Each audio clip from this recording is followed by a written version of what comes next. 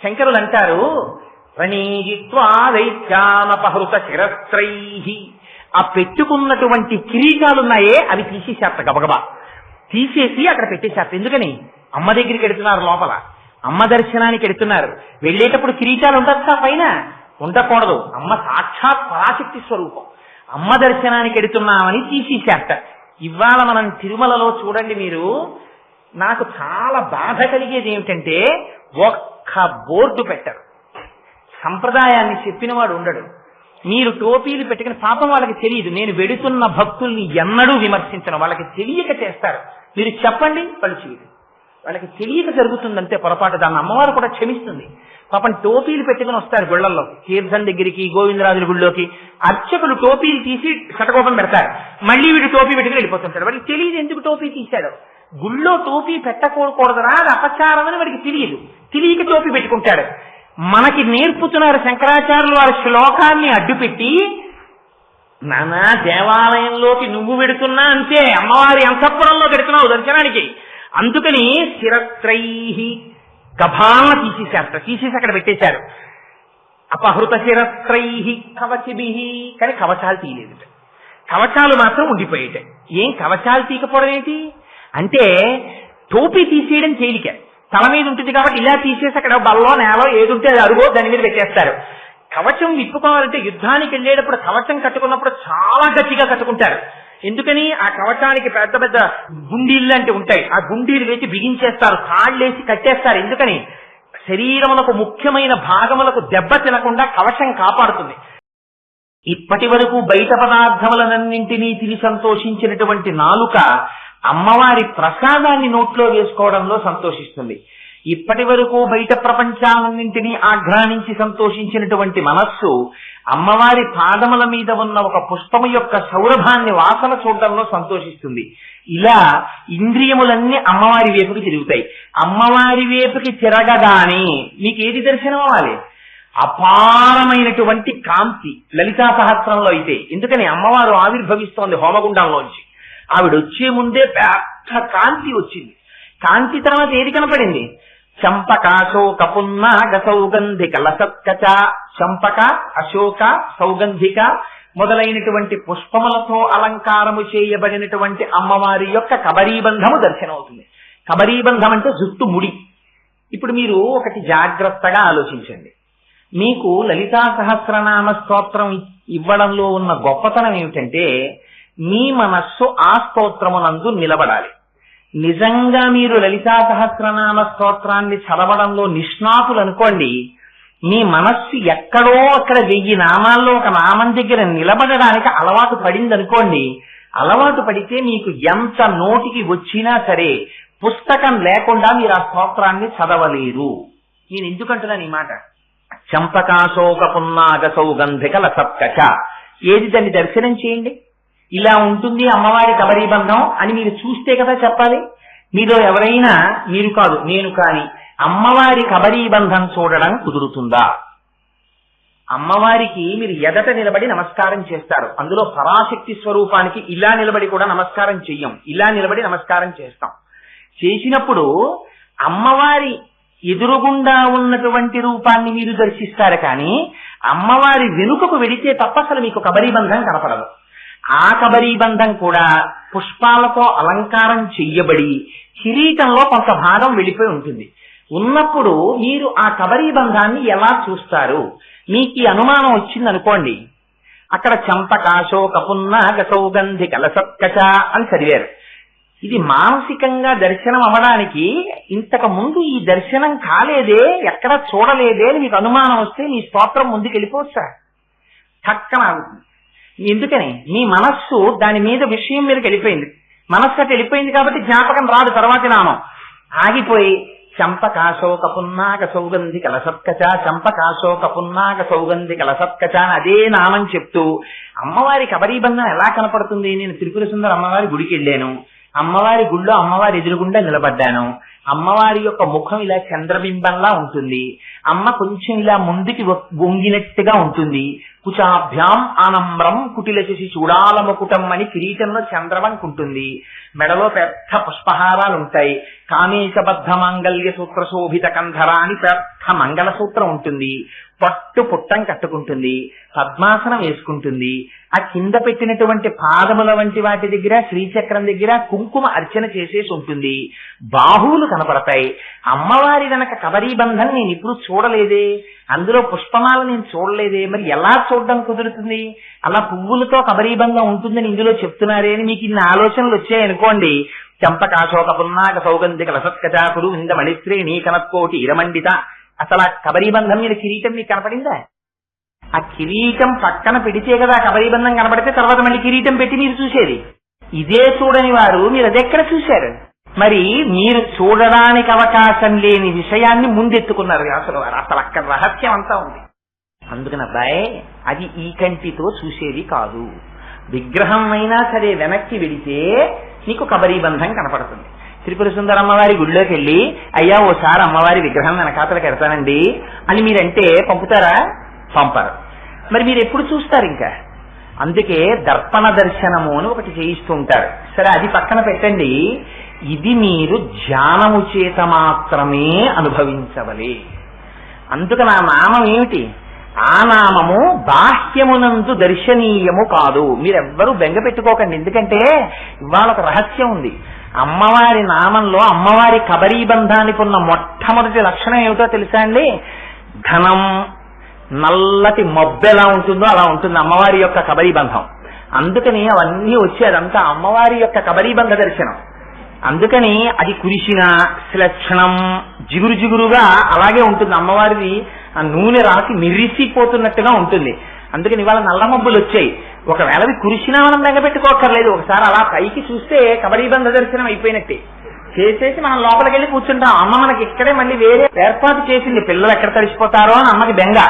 అందుకని ఇక్కడే గొడుగట్టు కూర్చుంది అమ్మ. మనం ఆ గొడుగు కిందకి వెళ్ళిపోతాం. ఏం బెంగలేదు మనకి. అందుకని ఇదిగో ఈ రహస్యాన్ని చెప్పడానికి ఇప్పుడు మీకు ఈ దర్శనం ఎలా అవుతుంది? కేవల ధ్యానము వలన. అలా ధ్యానం చేసి అమ్మవారి కబరీబంధాన్ని చూశారనుకోండి, ఏమవుతుంది? మీరు సాధారణంగా స్త్రీ యొక్క కేశపాశాన్ని చూశారనుకోండి. నేను ఇలా అన్నాను అని మీరు అనుకోకండి. వేదిక మీద కూర్చుని కోటేశ్వరరావు ఇలా అన్నారు ఏంటి అని అనుకోకండి. నేను తేడా చెప్పడానికి చెప్పానంతే. ఒక స్త్రీ కేశపాశమును చూస్తే పురుషుడికి వ్యామోహం కలుగుతుంది. అమ్మవారి యొక్క కేశపాశములతో కూడిన కబరీబంధాన్ని చూస్తే ఏం కలగాలి? మరి కబరీబంధం మీద ఎందుకంత దృష్టి పెట్టి ఆ నామాన్ని మొట్టమొదటే దర్శనం చేయించినట్టు అంటే, అసలు మీరు ముందు మీలో ఉన్నటువంటి రాగద్వేషాల్ని, మీలో ఉండేటటువంటి క్రోధాన్ని, మీలో ఉన్న ఇంద్రియాల్ని, మీ మనస్సుని తిప్పి అమ్మవారి పాదముల దగ్గర పెడితే తప్ప, భక్తితో నిలబడితే తప్ప మీకసలు కబరీబంధ దర్శనం అవదు. కబరీబంధ దర్శనము అవనంత కాలము అజ్ఞానము పోనట్టే. అజ్ఞానము పోనప్పుడు లలితా సహస్రంలో మిగిలినవి చదివినా మీకు దర్శనము కానట్టే. ఎందుకని? ఈ రహస్యాన్ని శంకరాచార్యుల వారు సౌందర్యలహరిలో విప్పారు. ఎలా విప్పుతారో చూడండి దాని అందం. ఇది శంకరుల యొక్క ప్రజ్ఞంటే, ఇది వ్యాసుల యొక్క ప్రజ్ఞంటే. అందుకని ఆ వ్యాసుడు ఆ లలితా సహస్రంలో ఇచ్చిన నామంలో ఉన్న గుంభనమైన రహస్యాన్ని పుణికిపుచ్చుకుని శంకరులు సౌందర్యలహరిలో అంటారు, ధునోతుధ్వాంతం నస్తులితదలితేందీవరవనం ఘన స్నిగ్ధ శ్లక్షణం చికుర నికురంబం తవ శివే యదీయం సౌరభ్యం సహజముపలబ్ధం సుమనసో వసంతస్మిన్ మన్యే వలమధన వాటీ విటపినా. ఎంత అద్భుతమైన శ్లోకం అంటే, ఈ శ్లోకాన్ని ప్రతిరోజు మీరొక్కసారి జ్ఞాపకం చేసుకుని మానసికంగా శంకరాచార్యుల వారు చెప్పినటువంటి శ్లోకార్థాన్ని లోపల మననం చేస్తే దాని ప్రభావం చేత మీకు తెలియకుండా మీ అజ్ఞానపు చీకట్లు విచ్చిపోతాయి. శంకరులు మొట్టమొదటే ప్రయోగించేశారు. వ్యాసులు చంపకాశోక పున్నాక సౌగంధిక లసత్కచ అని వదిలేశారు. శంకరులు అన్నారు ధునోతుధ్వాంతం నః. ఆయన యొక్క జగత్తు మీద ఆయనకున్న కృప చూడండి. అందుకని వారు జగదాచార్యులయ్యారు. అజ్ఞానం శంకరాచార్యుల వారికి ఉందా అండి? శంకరులు రాశీభూతమైనటువంటి జ్ఞానము, రాశీభూతమైనటువంటి జ్ఞానమైన శంకరులు, అందున శంకరులు నడిచి వచ్చినటువంటి అమ్మవారి స్వరూపం.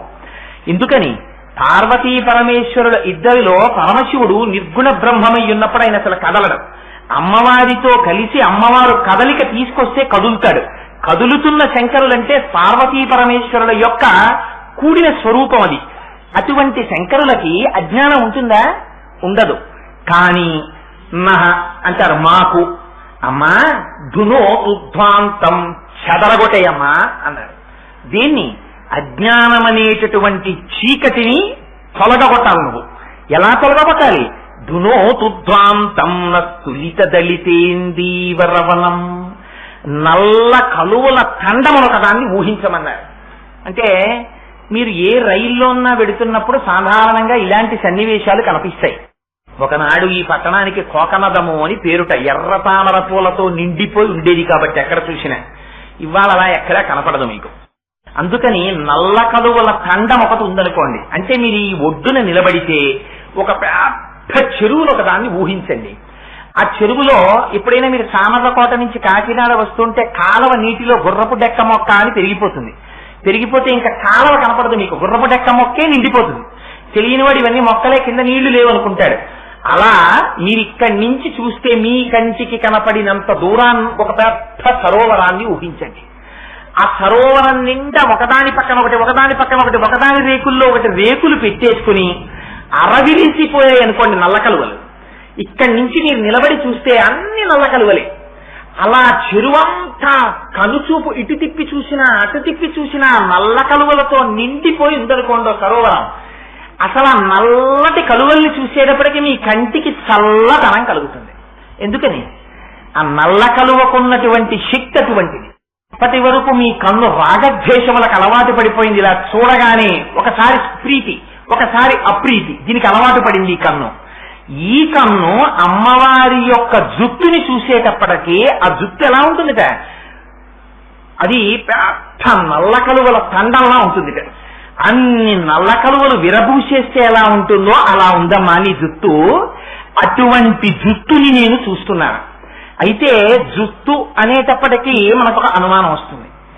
అమ్మవారు చాలా పెద్ద అమ్మ కదండి. అమ్మల గన్నయమ్మ, ముగురమ్మల మూలపుటమ్మ, చాలా పెద్దమ్మ, సురారులమ్మ, కడుపారడి బుచ్చినయమ్మ, తన్నులు నమ్మిన వెల్పుటమ్మల మనంబున ఉండెడియమ్మ, దుర్గమాయమ్మ, కృపాబ్ధినిచ్చుట మహత్వ కవిత్వ పటుత్వ సంపదల్లని కదా పోతన గారు అన్నారు. వ్యాస భగవానుడు లలితా సహస్రనామ స్తోత్రంలో అమ్మవారిని పూర్వజ అని పిలిచాడమ్మ, అన్నింటికన్నా ముందు పుట్టిందానివి అన్నారు. మరి అంత పెద్దది కదా అమ్మ, అంత పెద్దది కాబట్టి అమ్మ జుత్తు ఈ పాటికి తెల్లబడిపోయి ఉంటుంది కదా. అందుకని అమ్మ జుత్తు తెల్లగా ఉండాలి. కానీ మనకు వచ్చే వెంటనే అనుమానం ఎందుకని? మనం ఏది ఆలోచించినా ఇతపూర్వం మన మనస్సుకు ఉండేటటువంటి అనుభవంతోనే మనస్సు ఆలోచిస్తుంది. అందుకని వెంటనే అంటుంది నమ్మితి నామనంబుల సనాతనులైన ఉమామహేశ్వరులన్ అని కదా రుక్మిణీదేవండి. అంత సనాతనులైన ఉమామహేశ్వరులకి అమ్మవారి జుత్తు ఇప్పుడు నల్లగా ఉంటుందా? తెల్లగా అయిపోతుంది, పండు ముత్తైదులాగా. మరి అదేమిటండి శంకరాచార్యుల వారు నల్ల కలువల తండల్లా అంత నల్లటి జుత్తు ఉందంటారు. అలా ఎలా ఉంటుంది అమ్మవారికి? మీ మనస్సు వెంటనే ప్రశ్న వేయాలి. ఈ ప్రశ్న వేసిందనుకోండి మీ మనస్సు అందులో నిలబడుతోందని గుర్తు. ఆ నిలబెట్టడానికి శంకరులు ఎంత ప్రయత్నం చేస్తున్నారో చూడండి. ధునో తుధ్వాంతం తులిత దళితేందీవరవనం. అమ్మా నల్ల కలువల తండం లాంటి జుత్తు. ఈయన నల్లగా ఉండడం ఏమిటండి మరి అంటే? అమ్మవారు సాక్షాత్తుగా పరాశక్తి స్వరూపం ఆ తల్లి. ఆ తల్లి మనలా కాలగతికి లొంగిపోయేటటువంటి స్వభావం ఉన్నది కాదు ఆవిడ. అందుకే ఆవిడ ఆ ఇద్దరిని సూర్యచంద్రులిద్దరిని తపనోడుపమండల వాళ్ళిద్దరిని చెవులకి ఆభరణముల కింద ధరిస్తుంది. సూర్యచంద్రులిద్దరూ అమ్మవారి చెవులకి ఆభరణములైతే మనందరం దేని వల్ల పడిపోతున్నాం? సూర్యుడు ఉదయించి సూర్యుడు అస్తమిస్తుంటే సమయం అయిపోతూ ఉంటుంది, రోజులు. మనం సంతోషపడిపోతుంటాం, అబ్బా సూర్యుడు ఉదయించాడు సూర్యుడు అస్తమించాడని. కానీ సూర్యోదయ సూర్యాస్తమయాల్లో మన ఆయుర్దాయాన్ని తినేస్తాడు పరమాత్మ. తినేస్తే మన శరీరములు పడిపోతాయి. కానీ అమ్మవారు అమ్మవారు ఆ సూర్యచంద్రులిద్దరూ అమ్మవారికి ఆభరణములుగా ఉన్నారు. అందున ఈ శ్లోకం చెప్పుకునేటప్పుడు వర్షం పడడం సాక్షాత్తుగా అమ్మవారు మన తల మీద అక్షతలు కురిపించినట్టు. అందుకని సంతోషంగా బయలుదేరండి చక్కగా. అందులో నల్ల కలువల తండంలా ఉన్నటువంటి అమ్మవారి యొక్క జుత్తుని చూస్తే, మరి అమ్మ పూర్వజ కదా, అన్ని లోకముల కన్నా ముందు జన్మించినటువంటి, ముందు ఆవిర్భవించినటువంటి తల్లి యొక్క జుత్తు తెల్లగా ఉండాలి కదా, మరి అమ్మ జుత్తు నల్లగా ఉండడం ఏమిటి అని మనకు అనుమానం వస్తుందేమోనని. అలా అనుమానం వచ్చింది అంటే దాని నివృత్తి కోసం మీ మనస్సు కొంతసేపు అక్కడ నిలబడాలి. ఈ శ్లోకం కేవలం ధ్యానం చేత మాత్రమే మీరు అనుభవించాలి తప్ప దీన్ని వివరించడం అసలు చాలా కష్టం. ఎందుచేత అంటే మీరు ఎంత ధ్యానం చేస్తే అంత అజ్ఞానాన్ని తీసేస్తుంది అమ్మవారు. అందుకని ఎక్కువ ధ్యానం చేయించడం కోసమని ఆ నామం అలా వచ్చింది. అలా అంటే శంకరులు అన్నారు వెంటనే, అమ్మ పూర్వజ కావచ్చు, కానీ ఒక్క విషయం గుర్తుపెట్టుకోండి, ఆవిడ కన్యాకుమారి కూడా. ఆవిడ అందరిలోనూ బాలాస్వరూపము ఆవిడే, అందరిలోకి వృద్ధురాలు ఆవిడే. స్వరూపం అలా కనపడుతుంది కానీ తల్లి కాలగతికి లొంగినటువంటిది కాదు. ఆవిడ కాలాతీతురాలు, కాలమే ఆవిడ చేత శాసింపబడుతోంది. అటువంటప్పుడు ఇంకా కాలము యొక్క పరీక్షకి లోనై ఆవిడ జుట్టు ఎందుకు తెల్లపడుతుంది? అందుకని తెల్లపడదు కనుక ధునో దుధ్వాంతం నస్తులిత దళితేందీవరవనం. మొదటి ఉపమానం ఏం వేశారు? నల్లటి కలువల యొక్క తోటలా ఉందన్నారు. రెండో చరణంలోకి వచ్చేటప్పటికి మొట్టమొదట వేస్తారు ఘన అంటారు. ఘన అన్న మాట ఎవరికి వాడతారో తెలుసా అండి? కృష్ణ పరమాత్మకి వాడతారు. ఘనశ్యాముడు అంటారు. ఘన అంటే నల్లటి మబ్బు. నల్లటి మబ్బు ఒక్కటే కురుస్తుంది.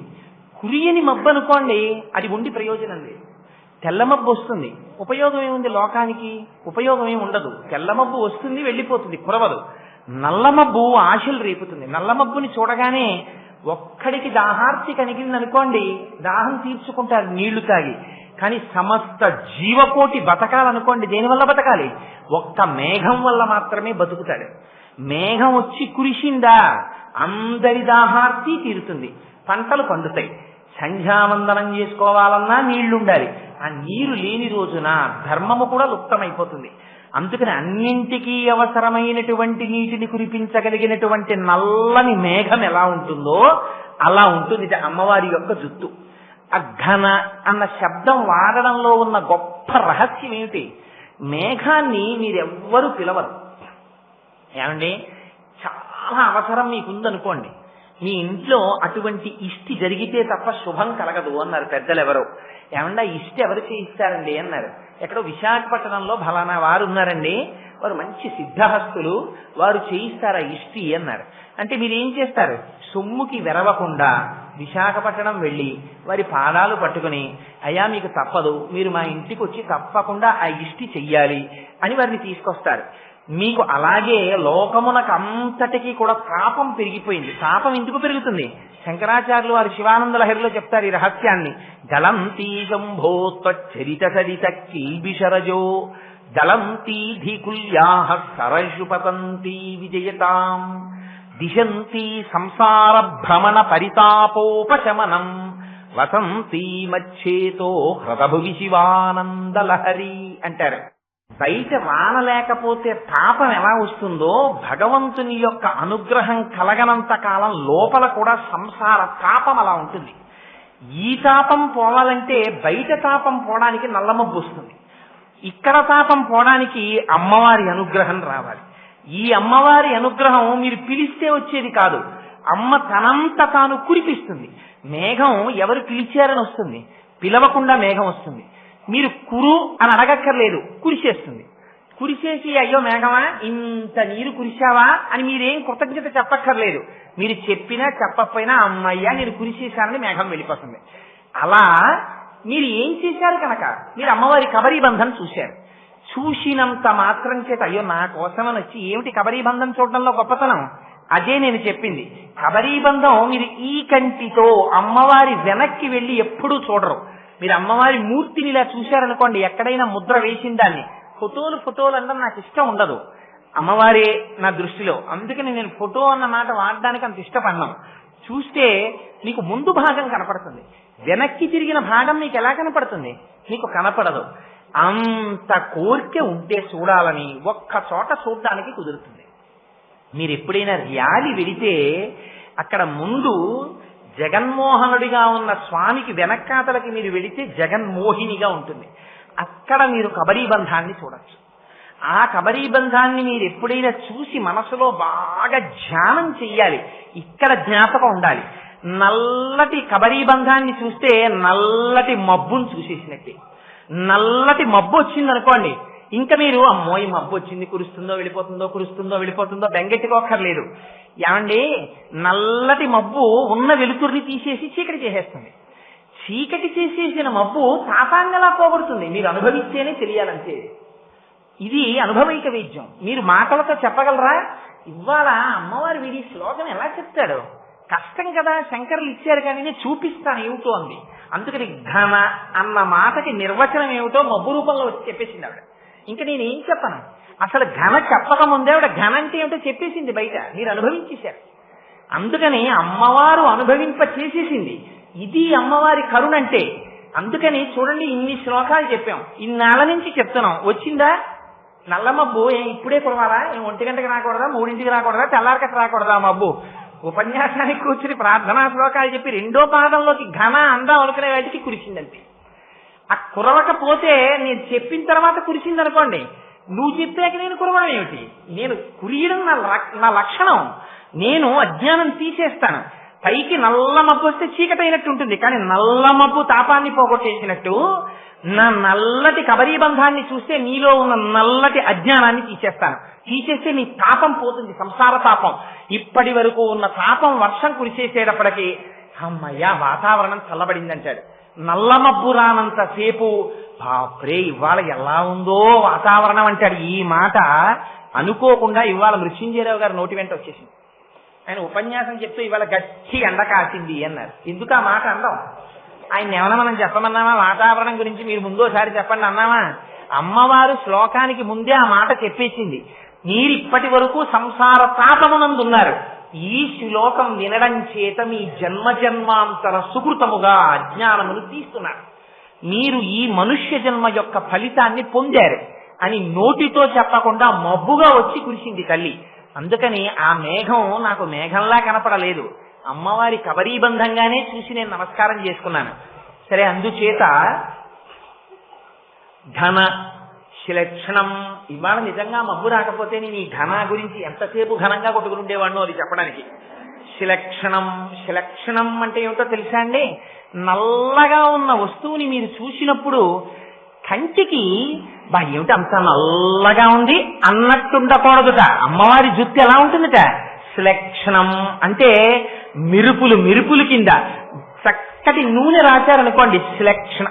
స్నిగ్ధ అన్న మాటలోంచే స్నేహ అంటే మనసులో కలిసి ఉండడం. స్టికి అంట ఇంగ్లీష్ లో, ఒకదానికోటి అంటుకుని ఉండడం. అలా అమ్మవారి జుత్తుకి చక్కగా ఏదో అందమైన సువాసనతో కూడినటువంటి నూనె రాస్తే ఆ జుట్టు మిరిసిపోతూ ఎంత అందంగా ఉంటుందో, ఇలా ముట్టుకునేటప్పటికి ఎంత మెత్తగా ఉంటుందో. ఎవరైనా అమ్మవారి కబరీబంధం దగ్గరికి వెళ్ళి అమ్మవారి జుట్టుని ఇలా ముట్టుకుని చూడగలరా అండి? చూడలేరు. మరి ఎందుకు శంకరాచార్యులు వారు ఇంత కష్టపడి ఆ మాటలే వేయడం? పెద్ద మాటలు వేసేస్తే వీళ్ళు మళ్ళీ రేపు పొద్దున్న శ్లోకం చదువుకోలేరు, పైకి మనస్సులో చెప్పుకోలేరు. చిన్ని మాటలు వెయ్యాలి, పెద్ద అర్థాలు ఉండాలి, వీళ్ళని తరింపజేసేయాలి. ఎంత తాపత్రయమో చూడండి ఆయనకి. అందుకని ఘన స్నిగ్ధ అంటే మిరిసిపోతూ మెత్తగా, ఇలా ముట్టుకుంటే పువ్వు ఎలా ఉంటుందో అంతకన్నా సౌకుమార్యంగా శ్లక్షణం. పుని అంత జుత్తుందని ఆ జుత్తు స్త్రీ జుత్తు విరబోసుకుని ఎప్పుడూ కనపడకూడదు. స్త్రీ జుత్తు విరబోసుకుని ఇంట్లో కనపడిందా ఎక్కువసేపు, అది ఇంటికి ప్రమాదకారి. స్త్రీ జుత్తు ఒకవేళ ఏ కారణం చేతనైనా విరబోసుకుని ఇంట్లో తిరగవలసి వస్తే జుత్తు చివర ముడి వేసేసుకోవాలి. అది పూర్వం పెద్దలు అంగీకరించేవారు కాదు. అందుకే ఇంట్లో ఎవరైనా ఆడవాళ్ళు తలకి స్నానం చేసి జుత్తు చివర ముడి లేకుండా తిరుగుతుంటే వారి మనస్సులోకి అత్యంత ప్రమాదకరమైనటువంటి భూతములు ప్రవేశించి వారి వల్ల కొన్ని వేల మందిని నాశనం చేస్తాయి. ఇవాళ చాలా మందికి జుట్టు చివర ముడులు లేనటువంటి జుత్తులే సమాజానికి ప్రమాదములకు కారణం. నేను ఉన్నమాట ఉన్నట్టు చెప్పనప్పుడు నేను ఇక్కడ కూర్చోవడానికి విరిచిన నాడు నేను చెప్పడం అనవసరం, కూర్చోవడం మానేయడం మంచిది. అందుకని ఉన్నమాట ఉన్నట్టు చెప్పాను తప్ప నేను ఎవరిని విమర్శించాలన్నది నా భావన కాదు. అందుకని శంకరులు అంటారు శిలక్షణం. శిలక్షణం అంటే ముడులు లేని జుత్తు, జుత్తు చిక్కులు పడి ఉండకూడదు. స్త్రీ జుత్తు పెంచి ఆ జుత్తంతా ఎప్పుడు చిక్కులతో ఉందనుకోండి, అది సరి అయినటువంటి దర్శనం కాదు. అలా ఉండకూడదు. జుత్తు చిక్కు ముడులు లేనిదై ఉండాలి. చిక్కు ముడి వేస్తుంది జుత్తుని. ఎంత అందంగా మాట్లాడేశారో చూడండి. శిలక్షణం అంటే చిక్కు ముడులు లేవు. అంటే కబరీబంధమునందు శ్రద్ధ కలిగినటువంటి కబరీబంధం. ఎందుకని ఆ కబరీబంధం ఎంత కాలం సోయగంగా ఉండి ఆ కబరీబంధములకు పుష్పములు అలంకారము చేయబడ్డాయో అంతకాలము ఆ ఇంటిలో ఉన్న స్త్రీ సువాసిని అని గుర్తు.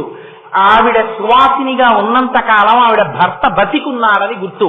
భర్త బతికుండడమే ఇంటికి ఐశ్వర్యం. అందుకని అది చెప్పడానికి శిలక్షణం.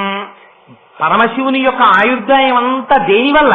అమ్మవారి యొక్క సర్వమంగళా స్వరూపం వల్ల వస్తోంది. ఇదిగో ఇది చెప్తున్నారు శంకరాచార్యులు శిలక్షణం. అందుకని చిక్కులు లేనటువంటి జుత్తు కలిగినటువంటి తల్లి. ఇదిగో రేపు మనం ఇలాంటి అమ్మవారిని ఇవాళ ఏ భావనతో ధ్యానం చేస్తున్నామో ఇదిగో అటువంటి సువాసిని కనుక ఆవిడ సువాసిన్యర్చన ప్రీత. ఎవరికి సువాసినీత్వం ఉన్నదో ఆ సువాసినీత్వము అమ్మవారి అనుగ్రహం ఉన్నంతసేపు ఉన్నదని గుర్తు. అందుకని రేపటి రోజున నామములు చెప్పే వాళ్ళందరూ సువాసినులు మాత్రమే చెప్తారు. మగవాళ్లు చెప్దామనుకున్న వాళ్ళు చొక్కాలు తీసిన వాళ్ళు చెప్తారు. ఆడవాళ్లు చెప్పేవాళ్ళు సువాసినులు మాత్రం చెప్తారు. ఎందుకంటే సౌందర్యలహరికి అంతర్గతంగా చేస్తున్నటువంటి సువాసిని పూజ కనుక సువాసిని అర్చన ప్రీత. కాని వారు చూస్తూ కూర్చోండి. అమ్మవారి చైతన్య కుసుమారాధ్య నేను ఇస్తాను అని మీకు నమ్మకం కలిగించడానికి వాళ్ళ ఆవిడ మొబ్బై కురిచేస్తోంది బయట. నన్ను నమ్మండి, నేను ఇలా కురుస్తాను మీకు అన్ని. అమ్మ అభయం ఇస్తోంది. అందుకని గుణోదుధ్వాంతం స్థులిత దళితేందీవరవనం ఘన స్నిగ్ధం శ్లక్షణం చికుర నికురంబం తవ శివే. అమ్మా నీ జుత్తుందే, ఆ కబరీ బంధం ఉందే, ఆ ముడి, ఆ ముడిని దర్శనం చేస్తుంటే అమ్మా మా మనస్సు పొంగిపోతోందమ్మా. లోపల ఉన్న అజ్ఞాన తిమిరములు ఎగిరిపోతున్నాయి. ఆ చీకటి నల్లటి జుత్తు చూస్తే చీకటి ఎలా పోతుందండి? అదే నేను ఇందాక చెప్పింది. మబ్బు వస్తే చీకటి పెరగాలి కానీ తాపం ఎలా తగ్గిందండి? అనుభవైక వైద్యంగా చూశాం. మీరు ధ్యానం చెయ్యండి అమ్మవారి కబరీబంధాన్ని, అమ్మవారి అనుగ్రహం ఏమిటో మీరు అనుభవిస్తారు. అది ధ్యానంలో మాత్రమే మీకు తెలుస్తుంది. అందుకని ఘన స్నిగ్ధలక్షణం చికుర నికురంబం తవ శివే. అమ్మవారిని పిలవడంలో శంకరాచార్యుల వారి గొప్పతనం చూడండి. అమ్మా అని పిలిచేటప్పుడు అమ్మకి బోలెడన్ని పేర్లు ఉన్నాయి సహస్రనామంలో. ఆ పేర్లు పెట్టి పిలవకూడదా? ఏవి పెట్టి పిలవాల. నిన్ననేమన్నారు? హిమగిరి సుతే అన్నారు. అక్కడ కథకి సరిపోయేటట్టు. ఇవ్వాలంటున్నారు శివే. శివే అంటే మంగళప్రదమైన స్వరూపం ఉన్నదానా? ఏమిటి మంగళం? అమ్మ నిన్ను అడగక్కర్లేదమ్మా. ఎవ్వరు అడగకుండా నీ అంతటి నువ్వు కోరికలు తీర్చేస్తావు. ఒక్కసారి ఏం చూడాలమ్మా? ఈ కబరీబంధాన్ని ఇలా దర్శనం చేస్తూ సంతోషంగా, అందులో మీరు సువాసినులు అయినటువంటి వారికి పువ్వులు ముడుచుకోవడం మరింత అలవాటు ఉంటుంది. మానసికంగా ఒక్కసారి అమ్మవారికి ఆ ముడి వేసి అమ్మవారి ముడి కింద సాంబ్రాణి పట్టి సంపంగి పూలతోటి, మల్లె పూలతోటి, జాజి పూలతోటి కట్టిన దండలు అమ్మవారి యొక్క కబరీబంధంలో అలంకారం చేసి అమ్మవారికి రత్నాల బెళ్ళొకటి ఆ కొప్పు మధ్యలో పెట్టి దాని మీద కిరీటం పెట్టి మీరు యువతలకి మళ్ళీ వచ్చి అమ్మవారి పాదాల దగ్గర కూర్చుని మిగిలిన నామాలు చెప్పవలసి వచ్చింది అనుకోండి. మీరు చంపకాశోక పున్నాక సౌగంధిక లసత్కచ కురువిందమణి శ్రేణి కనత్కోటి ఇదమండిత అనగలరా? ఆగాలక్కడ.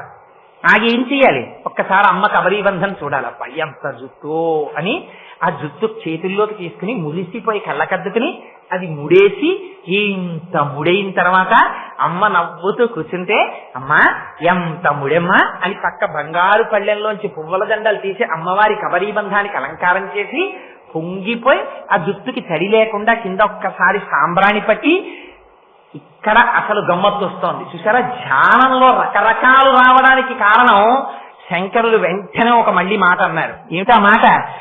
అసలు నిజంగా నీకు అనుమానం వస్తుంది రాలా విడితే అన్నారు. ఇది ధ్యానపరమైన శ్లోకము అని మీ ఒక్క శ్లోకం చాలండి ఉద్ధరించేస్తుంది.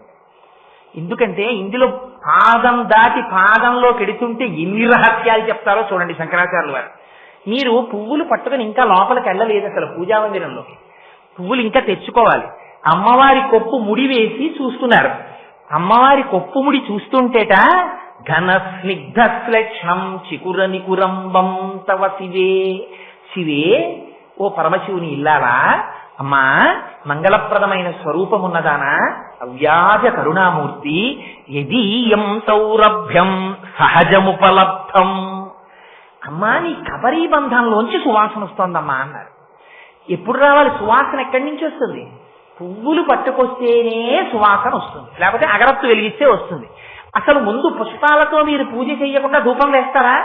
పుష్పాలతో పూజ చేశాక ధూపం వేస్తారు. పుష్పాలు తీసుకొచ్చి ఇంకా మీరు అలంకారం చేశారా కొప్పులో? చెయ్యలేదు.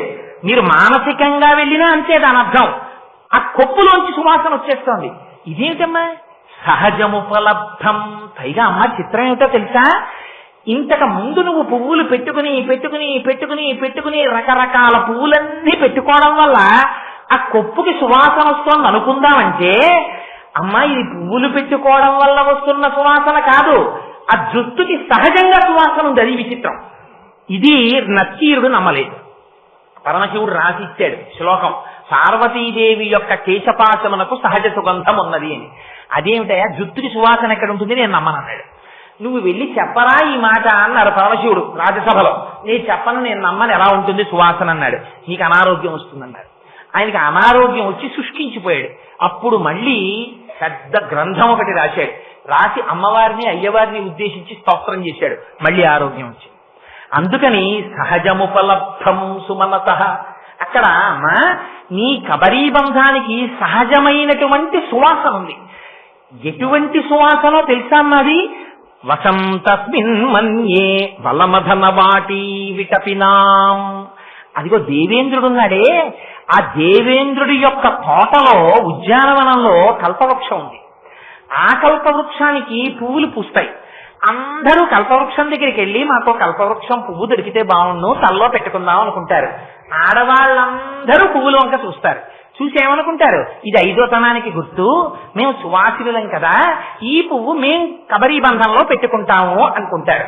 కానీట కల్పవృక్షానికి పూసిన పువ్వులు అమ్మవారిని చూసి అనుకుంటాయిట, అబ్బా అమ్మవారు తీసుకెళ్లి మమ్మల్ని కొప్పులో పెట్టుకుంటే బాగుండు, అంత సువాసన కొప్పుకి ఎలా వస్తోందో మేం కడిపెట్టాలి అనుకుంటాయిట. ఇదమ్మా చిత్రం. సామాన్యమైన స్త్రీకి ఉండే కబరీ బంధానికి నీ కబరీ బంధానికి ఇది తేడా అమ్మా అన్నారు. ఎంత విచిత్రం! కల్పవృక్షానికి పూసినటువంటి పువ్వులు అమ్మవారి కొప్పులోకి వెళ్లి కూర్చుని అమ్మవారి కొప్పు నుంచి వచ్చేటటువంటి సువాసనలు తీర్చాలనుకుంటాయిట. ఇందులో రహస్యం ఏమిటో తెలుసా అండి? శాస్త్రోక్తంగా అమ్మవారి యొక్క ప్రాణప్రతిష్ఠ చేసి పూజ చేయబడినది అని గుర్తు ఏమిటో తెలుసా? అపారమైనటువంటి సుగంధం వస్తుంది. ఎక్కడా లేనటువంటి చిత్ర విచిత్రమైన పుష్పజాతుల నుంచి వచ్చేటటువంటి సువాసన ఏది ఉన్నదో, మరునాడు మీరు నిర్మాల్యం తీయడం కోసం పూజామందిరం తలుపులు తీసి లోపలికెడితే అరవిరిసినటువంటి చంపక, అశోక, పున్నాగ, సౌగంధికములను పూజ చేస్తే ఎటువంటి సువాసనలు వస్తాయో అటువంటి సువాసనలు పూజామందిరంలోంచి వస్తాయి. అవి ఎక్కడి నుంచి వస్తాయి? అమ్మవారి యొక్క కబరీ బంధంలోంచి వస్తాయి.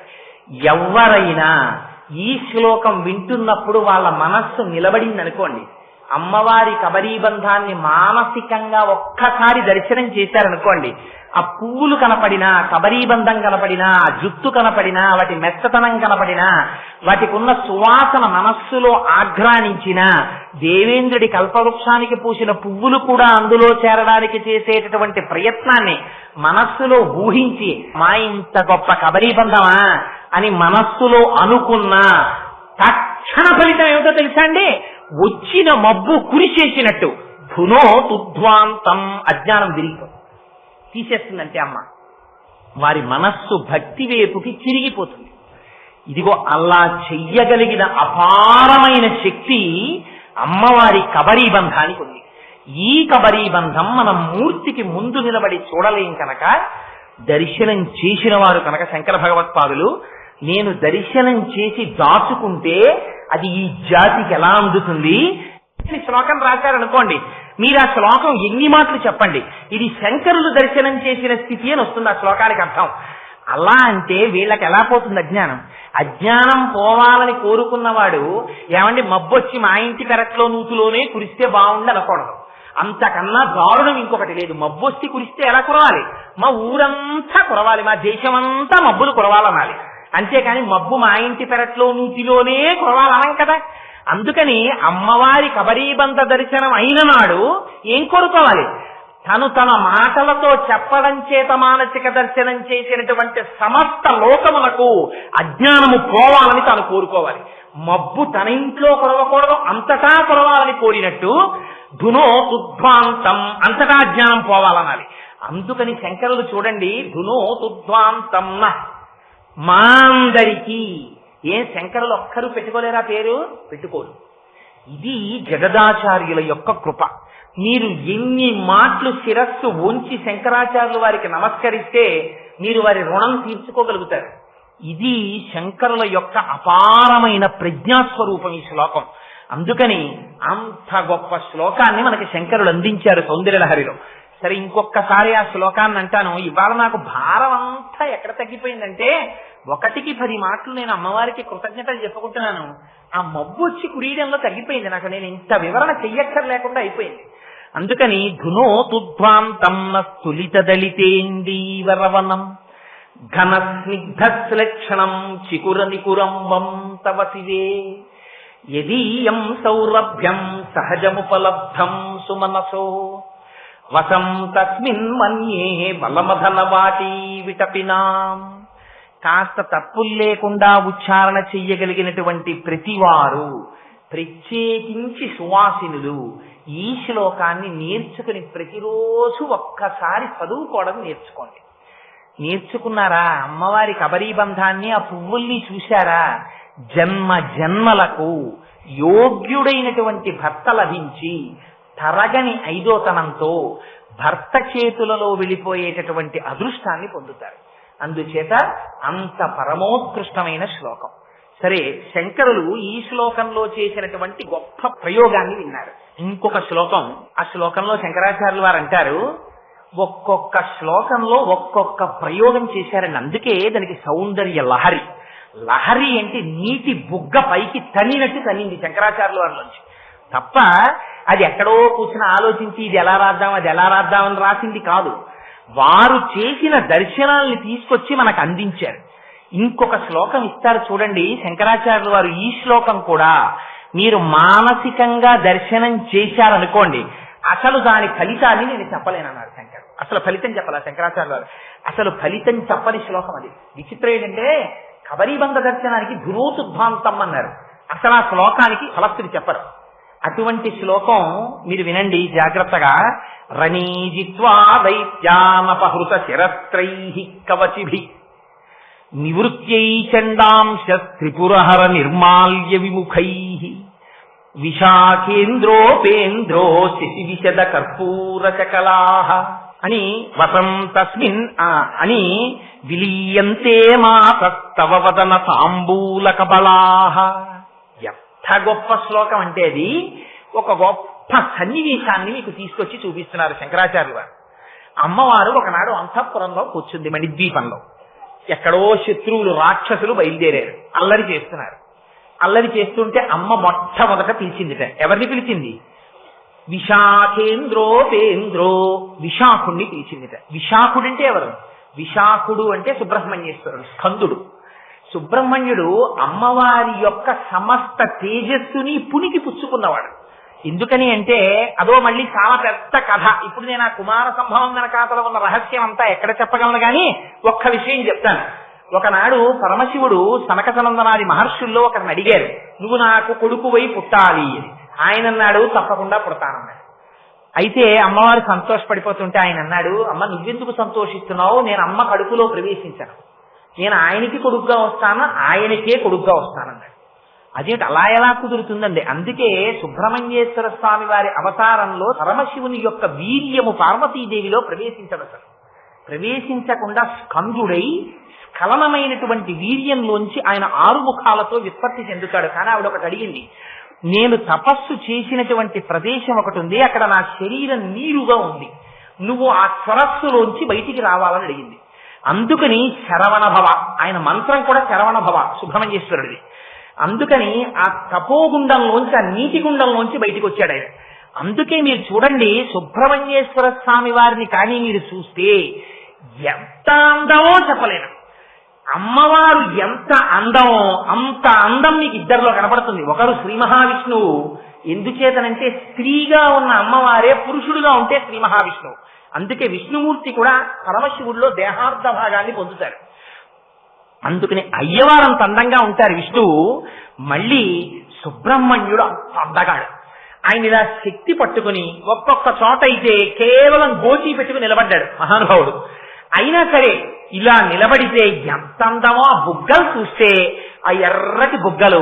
నిజంగా సుబ్రహ్మణ్యేశ్వర స్వామి వారి తాలూకా మూర్తిని అలా పెట్టుకున్నారు అనుకోండి, మీరు పెట్టుకుంటే ఆయన్ని చూస్తే నమస్కారం చెయ్యబుద్ధి కన్నా ఓసారి బుగ్గలకి వెళ్ళాలనిపిస్తుంది.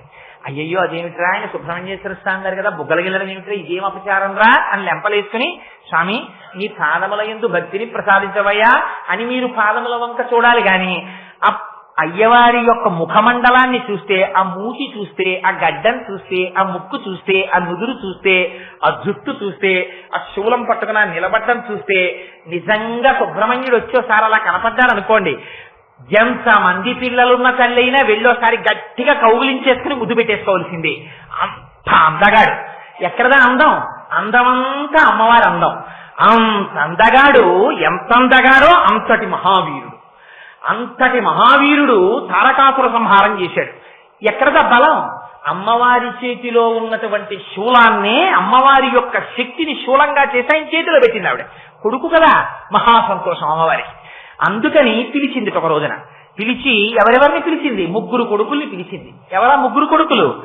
ఒకరు సాక్షాత్తుగా సుబ్రహ్మణ్యుడు, ఆయన దేవసైన్యానికి అంతటికీ అధ్యక్షుడు, సేనాధిపతి, ఆయన్ని పిలిచింది. రెండవ వారిని ఇంద్రుణ్ణి పిలిచింది. ఇంద్రుణ్ణి ఎందుకు పిలిచింది? ఇంద్రుడు కూడా అమ్మవారికి కొడుకు లాంటి వాడు, అమ్మవారికి శిష్యుడు కూడా ఆయన. ఎందుచేత అంటే ఒక దేవీ భాగవతంలో ఉందా కథ. ఓసారి ఇంద్రుడు రాక్షసులందరినీ సంహరించి నేనే సంహరించానని విర్రవీగి కూర్చున్నాడు. అమ్మవారు అనుకుంది, వీడు నేను సంహరించాను అనుకుంటున్నాడు, వీడి శక్తి ఏమిటో చూపిద్దామని చెప్పి ఆయనలో ఉన్న శక్తిని తీసేస్తే గడ్డి పరకని కదల్చలేకపోయింది దైవ సైన్యం ఆ రోజున. అప్పుడు వాళ్ళకి జ్ఞాపకం వచ్చింది, ఎంత పరాశక్తి యొక్క కృప అని అర్థమై మళ్ళీ అమ్మవారిని ధ్యానం చేస్తే అమ్మ ప్రత్యక్షమై, అమ్మే కదండి, ఎంత తప్పు చేసినా అమ్మకి క్షమాగుణం లేకపోతే అసలు లోకం ఎలా బతుకుతుంది? అందుకని మళ్ళీ ఆ ఇంద్రుణ్ణి పక్కన కూర్చోబెట్టుకుని బ్రహ్మజ్ఞానం అంతా ఉపదేశం చేసింది. ఇది కేనోపనిషత్తులో కథ. అందుకని కూర్చోబెట్టి ఆ ఇంద్రుడికి బ్రహ్మజ్ఞానం ఇచ్చింది. అదిగో ఆ ఇంద్రుణ్ణి పిలిచింది. మూడవ వారు ఉపేంద్రుణ్ణి పిలిచింది. ఉపేంద్రుడంటే ఎవరు? ఉపేంద్రుడంటే శ్రీ మహావిష్ణువే ఉపేంద్రుడిగా వచ్చారు, ఇంద్రుడికి తమ్ముడిగా వచ్చారు ఆయన వామనమూర్తిగా. అందుకని ఆయన్ని పిలిచింది. అందుకని వీళ్ళ 3 వచ్చారు. ఒక పెద్ద నాటకీయమైనటువంటి సన్నివేశాన్ని చెప్తున్నారు శంకరాచార్యుల వారు. వామనమూర్తిగా ఇంద్రుడికి తమ్ముడిగా ఎప్పుడు వచ్చారు మీరు జాగ్రత్తగా గుర్తు తెచ్చుకోవాలి ఒక్కసారి. శంకరాచార్యుల వారిలో ఉన్న గొప్పతనం ఏంటంటే, మీరు శ్లోకం సరిపి వదిలేస్తారంటే కుదరదు. వెనకాతలకి మళ్ళీ ప్రతి మాటలోనూ వెనక్కెడుతుండాలి. ఒకసారి వెనక్కెళ్ళి దాని వెనకాతల ఉన్న రహస్యాలు, దాని వెనకనున్న కథలు జ్ఞాపకం తెచ్చుకోవాలి ఒకసారి. ఎప్పుడొచ్చారు వామనమూర్తిగా? ఇంద్రుడి రాజ్యాన్ని బలిచక్రవర్తి అపహరించి తీసుకుపోయాడు. ఆయన తీసుకుపోతే ఎంత దారుణమైన స్థితిలో పడ్డాడో తెలుసా అండి ఇంద్రుడు. ఎండకన్నెరుగని ఇంద్రుని ఇల్లాలు పలుపంచలను జాలిపడిన నేడు, త్రిభువన సామ్రాజ్య విభవము కోల్పోయి దేవేంద్రుడడవుల తిరిగెనేడు, కలిమి గారాబు బిడ్డలు జయంతాదులు శబరార్ధపుల వెంట తరిరినేడు అని ఆఖరికి ఆ హోమం చేసినప్పుడు ఆ వచ్చినటువంటి హవిస్సులో ముద్ద కూడా పెట్టలేదు బలిచక్రవర్తి. పెట్టకపోతే వాళ్ళింట్లో వీళ్ళింట్లో ఊడిగం చేస్తూ తిరిగింది శచీదేవి. ఆఖరికి ఇంద్రుడి కొడుకులు జయంతుడు మొదలైనటువంటి వారు అక్కడ ఉండేటటువంటి ఆటవికులైన పిల్లల వెనకాతల తిరిగారు. అంత కష్టపడుతుంటే ఆనాడు అదితి తపస్సు చేసింది. ఇంద్రుడి యొక్క తల్లి ఆ తపస్సు చేసి నాకు ఎలా వస్తుంది మళ్ళీ మా అబ్బాయికి రాజ్యం అని అడిగింది భర్త కశ్యప ప్రజాపతిని. అడిగితే నువ్వు తపస్సు చెయ్యి, భగవంతున్ పరమున్ జనార్దనున్ కృపాపారీణు సర్వాధిపున్ శ్రీహరి సేవచేయు మతడు సంతుష్టుని పొంది నీకకు ఇష్టార్థములెల్లనిచ్చు అఖిలార్థావ్యాప్తి చేకూరిడిన్ భగవత్ సేవల పొందరాజ బహు సౌభాగ్యంబులంత్రేయసీ అన్నాడు ఆయన భాగవతం. శ్రీ మహావిష్ణువుని స్తోత్రం చెయ్యమన్నారు. ఆయన ప్రత్యక్షమయ్యాడు. నేను నీ కడుపున పుడతాను అదితి అని ప్రమాణం చేశాడు. ఎలా? నీ కోడండ్రును నీ కుమారవరులు నీనాథుడు నీవును సంశ్లోకింపన్ సతునుల్ పతుల్ సమ్మోదింప రాత్రించరుల్ శోకింపన్ భవదీయ గర్భమున తేజోమూర్తి జన్మించదన్ నాకున్ వెడుక పుట్టు నీ కొడుకనై నర్తించి వర్తింపగాన్. ఒక్కరు ఇంట్లో కానీ సరి అయిన వాడు ఉన్నాడా? చూడండి ఎంత గొప్ప ఫలితం వస్తుందో. తపస్సు చేసింది అదితి. శ్రీ మహావిష్ణువు పొంగిపోయి అన్నారు, అదితి నువ్వు చేసిన తపస్సుకి నేను ఎంత పొంగిపోయినా తెలుసా? నీ కోడండ్రును నీ కుమారవరులు నీనాథుడు నీవును సంశ్లోకింపన్ మీ అందరూ నాతో సంబంధం పెట్టుకుని మా అబ్బాయిని ఒకళ్ళంటారు, మా అన్నయ్యను ఒకళ్ళంటారు, మా బావగారిని ఒకళ్ళంటారు. ఇలా వాళ్ళందరూ సంతోషపడిపోయేటట్టుగా నీ పిల్లలు నన్ను తమ్ముడు తమ్ముడు అని పిలుస్తారు. నేను శ్రీ మహావిష్ణువుని శ్రీమన్నారాయణుణ్ణి. నన్ను ఎవరైనా తమ్ముడు తమ్ముడని పిలిచేవాళ్ళు ఉన్నారా ప్రపంచంలో? కానీ నీకు వరం ఇస్తున్నాను, నీ బిడ్డలు నన్ను తమ్ముడని పిలుస్తారు రాబో కాలంలో. అందుకని అలా నేను వస్తున్నాను. ఎలా వస్తాను? నాకు వెడుక పుట్టు నీ సుతుడనై నర్తించి వర్తింపగాన్. నీ తపస్సుకి ఎంత పొంగిపోయినా తెలుసా అదితి? నీ కడుపులో ఉండి నీ కడుపులోంచి బయటికి వచ్చి నీ కడుపునని ఆడుకుంటాను నీ ఇంట్లో. నీ కొడుకునని నీ పిల్లలకి తమ్ముడిగా వస్తాను. మిగిలిన అవతారాల్లో వచ్చిన రాక్షస సంహారం చేసి వెళ్ళిపోతాను. ఈ అవతారంలో గొప్పతనం ఏమిటో తెలుసా? నీ పిల్లలు శ్రీ మహావిష్ణువా మా తమ్ముడు అని చెప్పచ్చు అని వరం ఇచ్చారు. అందుకని ఇవాళ శంకరాచార్యులు వారు జ్ఞాపకం చేస్తున్నారు. అందుకని విశాఖేంద్రోపేంద్రో, ఇంకో పేరు వేయకూడదు, ఉపేంద్రో. ఉపేంద్రుడు అంటే ఎవరు? శ్రీ మహావిష్ణువు వామనమూర్తిగా వచ్చిన ఘట్టం. ఇంద్రుడికి తమ్ముడిగా వచ్చారు కాబట్టి ఉపేంద్రుడు. వాత్సల్యాన్ని చూపిస్తున్నారు. ఎందుకు ఇన్ని మాటలు? అమ్మవారు అయ్యవారుగా ఉంటే శ్రీ మహావిష్ణువు, అమ్మవారిగా ఉన్నా అదే వాత్సల్యం, అయ్యవారిగా ఉన్నా అదే వాత్సల్యం. ఇది అమ్మవారి యొక్క గుణం. ఇది మీకు జ్ఞాపకం రావడం కోసమని ఇంకొక పేరు ఇంకో పేరు వేయకూడదా? విశ్వసహస్రంలో ఎన్ని పేర్లున్నాయి స్వామికి? విశాఖేంద్రోపేంద్రో ఉపేంద్రుడు అంటారు. పుట్టినవాడు ఇంద్రుడికి తమ్ముడు అనిపించుకోవడానికి వరస కలుపుకోవడానికి అనుమతి ఇచ్చేశారు. అందుకని ఇంద్రుడు ఇంద్రుడి తమ్ముడు ఉపేంద్రుడు అన్నారు. ఇప్పుడు వామనమూర్తిగానే పెడుతున్నది, శ్రీ మహావిష్ణువుగానే పెడుతున్నారు. కానీ ఉపేంద్రుడిని పిలుస్తారంటే ఆయన యొక్క వాత్సల్యాన్ని చూపిస్తారు శంకరాచార్యులు వారు. అందుకని విశాఖేంద్రోపేంద్రో వీళ్ళ ముగ్గురిని పిలిచింది అమ్మ. పిలిచి, అబ్బాయి బయట రాక్షసులు వీరవిహారం చేస్తున్నారా, మీరు వెళ్ళి ఆ రాక్షసుల్ని సంహరించండి అని. అమ్మవారు శక్తినిస్తే వాళ్ళకి పరిగెత్తుకుంటూ వెళ్ళారు. వాళ్ళు యుద్ధానికి వెళ్ళారు. ఆ వచ్చినటువంటి రాక్షసులందరినీ ఏదో సంహరించేశారు. సంహరించేసి వాళ్ళు ముగ్గురు ఆ విజయవార్త పట్టుకుని పరిగెత్తుకుంటూ అంతఃపురానికి వచ్చారు, మణిద్వీపానికి. వచ్చేటప్పటికీ అమ్మవారు ఎలా ఉంటుందో అలా ఉండడం వెనకాల రహస్యం ఏమిటో మీకు లలితా సహస్రనామంలో అమ్మవారికి ఒక నామం ఉంది. ఏమిటా నామం? తాంబూలపూరితముఖి, అంటే తాంబూలం వేసుకున్నటువంటి అమ్మ.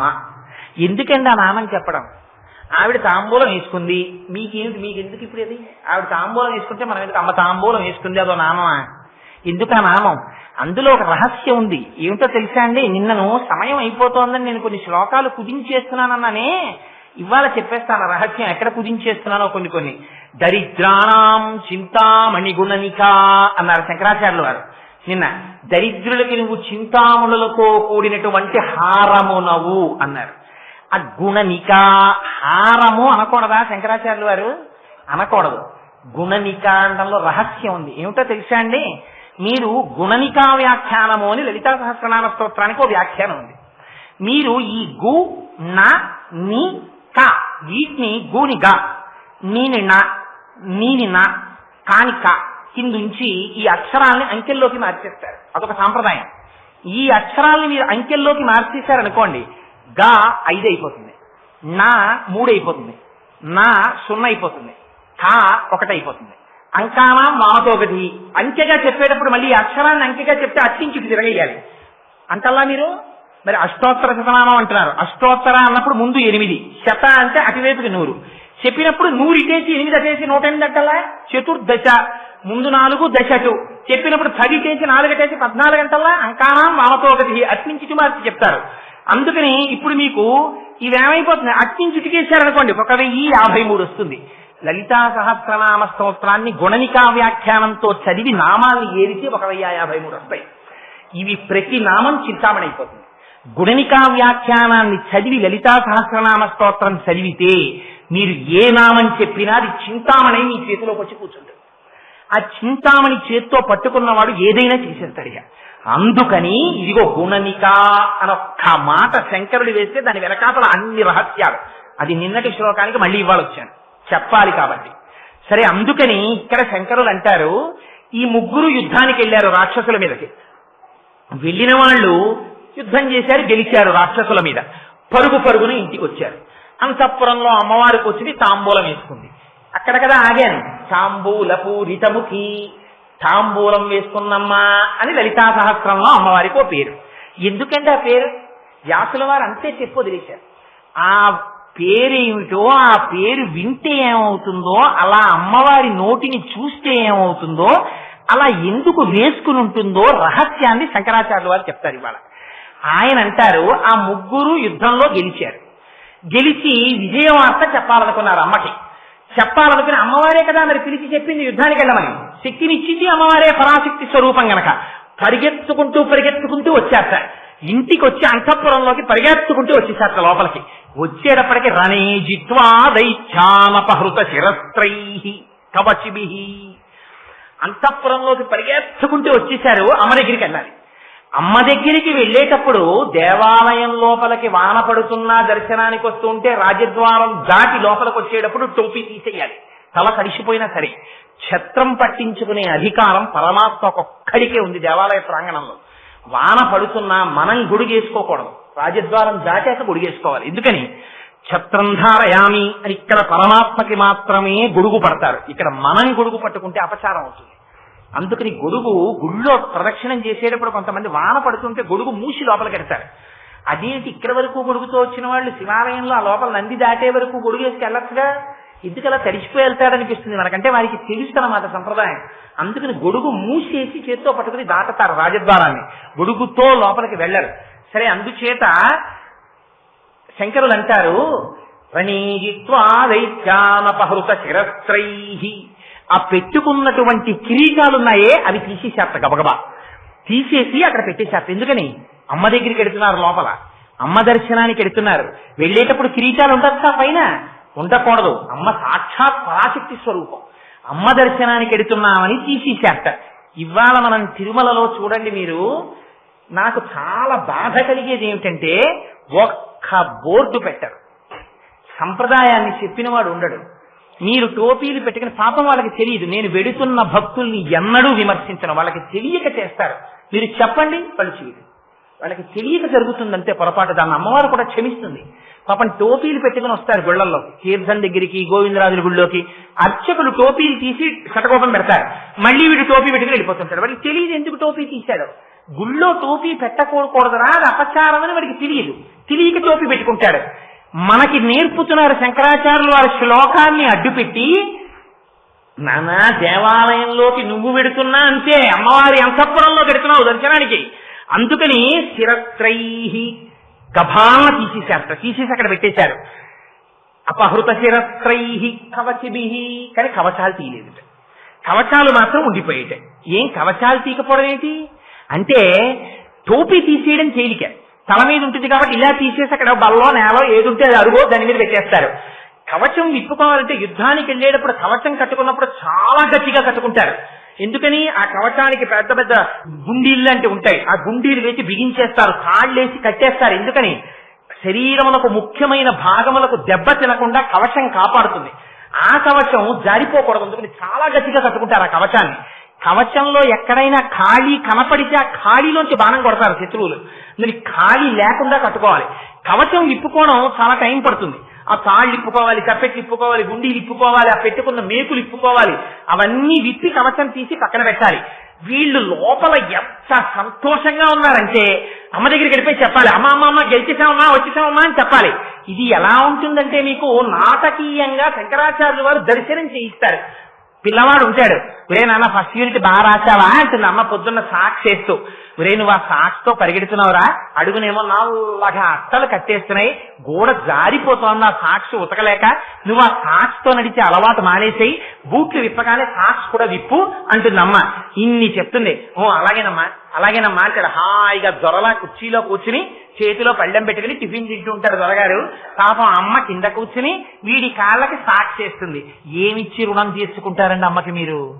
మీ కాళ్ళు పట్టుకుని సాక్సేసి బూటు కాళ్ళలోకి ఎక్కించి ఆ లేసులు చక్కగా ముడేసి, ఒరే నువ్వు ఆ కాళ్ళు ఉండగానే ఆ బూట్లు ఇలా నొక్కేస్తున్నావు, అవి శుభ్రంగా ఇలా లూజ్ అయిపోతున్నాయి, అలా చేయకు, లేచిప్పుకో అని ఇన్ని చెప్తూ వాడు అన్నం తింటుంటే టిఫిన్ తింటుంటే వీడన్నీ కడుతుంది. పాపం కడితే వీడు స్కూల్కి వెళ్ళిపోతాడు.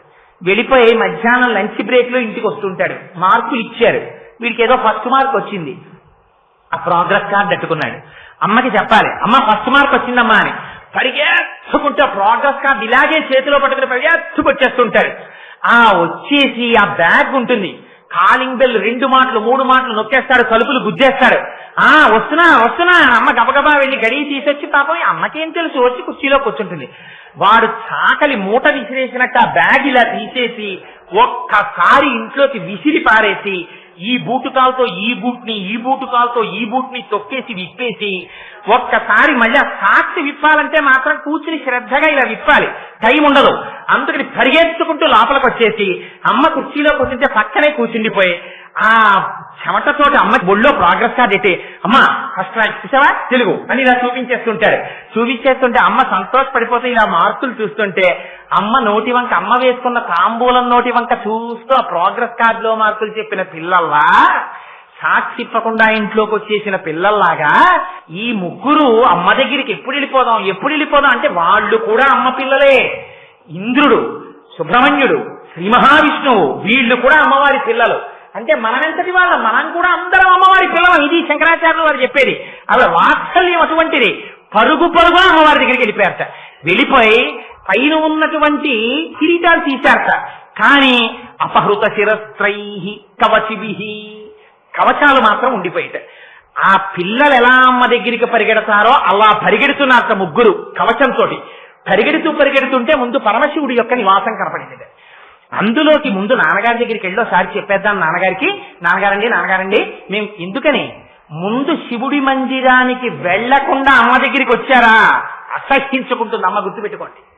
మీరు ముందు ఆవిడ భర్తని సేవించకపోయారా? శక్తిని ఆవిడ ఇచ్చి ఉండొచ్చు, ఆవిడ భర్తకి అగౌరవం కలిగిందా ఆవిడ కన్ను ఎరిపెక్కుతుంది. అందుకని ముందు నాన్నగారి దగ్గరికి వెళ్ళవలసిందే. వీళ్ళు పరిగెత్తుకుంటూ నాన్నగారి అంతఃపురంలోకి వెళ్ళారట. వెళ్లేసరికి సన్నివేశం ఎలా ఉంది, అక్కడ భోజనం చేశారట పరమేశ్వరుడు.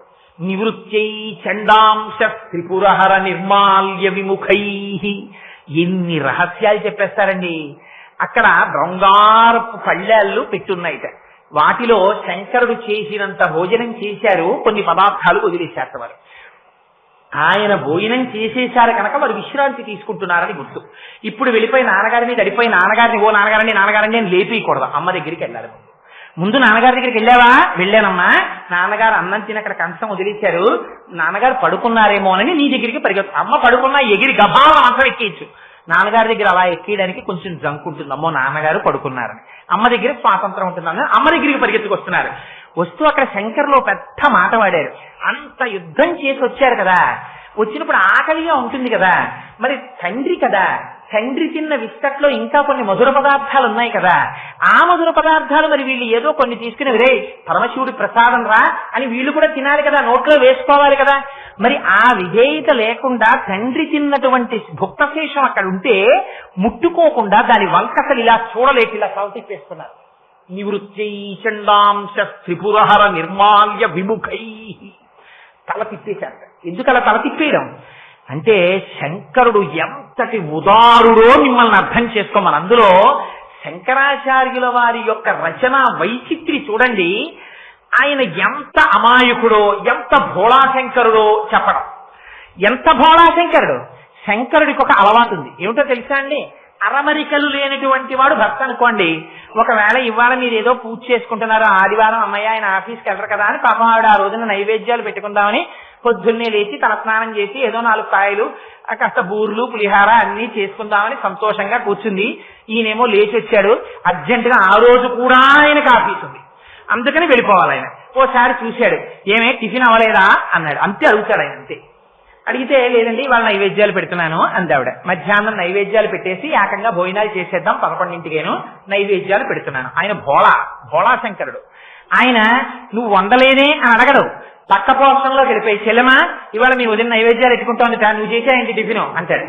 అంటే అయిపోయింది అన్నయ్య గారు, రండి ఇడ్లీ చేశాను, మీ బావగారు కూడా తింటున్నారు రండి అని ఆవిడ పెట్టేస్తుంది ఇడ్లీ. ఈయన తినేసి అప్పుడు వచ్చి చెప్తాడు, మా చెల్లెల దగ్గర తినేసానులే టిఫిన్, మధ్యాహ్నం వస్తాను, నువ్వు నైవేద్యం పెట్టేసి ఉంచు, ప్రసాదం తింటానంటాడు. శంకరుడికి వేళకి భోజనం సిద్ధం చేయలేదనుకోండి అమ్మవారు, ఆయన ఏం బెంగెట్టుకోడు. భిక్షాపాత్ర పట్టుకుని పక్కింటికి వెళ్ళిపోయి భవతి భిక్షాం దేహి అంటాడు. అప్పుడు వేసేవాళ్ళు అంటారు, అన్నపూర్ణమ్మ భర్తవు కదా నువ్వు అంటారు. తలవంపులెవరికి? అమ్మవారికి. అందుకని తెల్లవారేటప్పటికి ముందు ఈయన ఎప్పుడు వెళ్ళిపోతాడో తెలియదు, ఏ వేగంలో పెట్టేశారో వెళ్ళిపోతాడో. అందుకని ఈయనకి మాత్రం భోజనం ఆవిడ సిద్ధం చేసి పెట్టేస్తుందట. ఈవిడికి తలవంపులు వస్తుంది, ఇది పాతివ్రత్యం. కంటికి రెప్పలా ముందు ఆయన్ని కాసుకుంటుంది. ఆయన భోజనం అయిపోయింది, ఈవిడ భోజనం అయిందో లేదో చెప్పరు శంకరాచార్యులు వారు. అమ్మ భోజనం చేసింది అంటే అంతకన్నా అసహ్యమైన మాట ఇంకోట్లేదు. మా అమ్మ భోజనం చేసిందిట, అన్ని రుచిగా ఉన్నాయట, మాకు పెడుతోంది అన్నారనుకోండి, ఏదో తేడా ఉంది ఆ మాటలో. అమ్మ వండిన తర్వాత అమ్మకి తృప్తి ఏమిటో తెలుసా అండి? నీకు పెడుతుంది అమ్మ.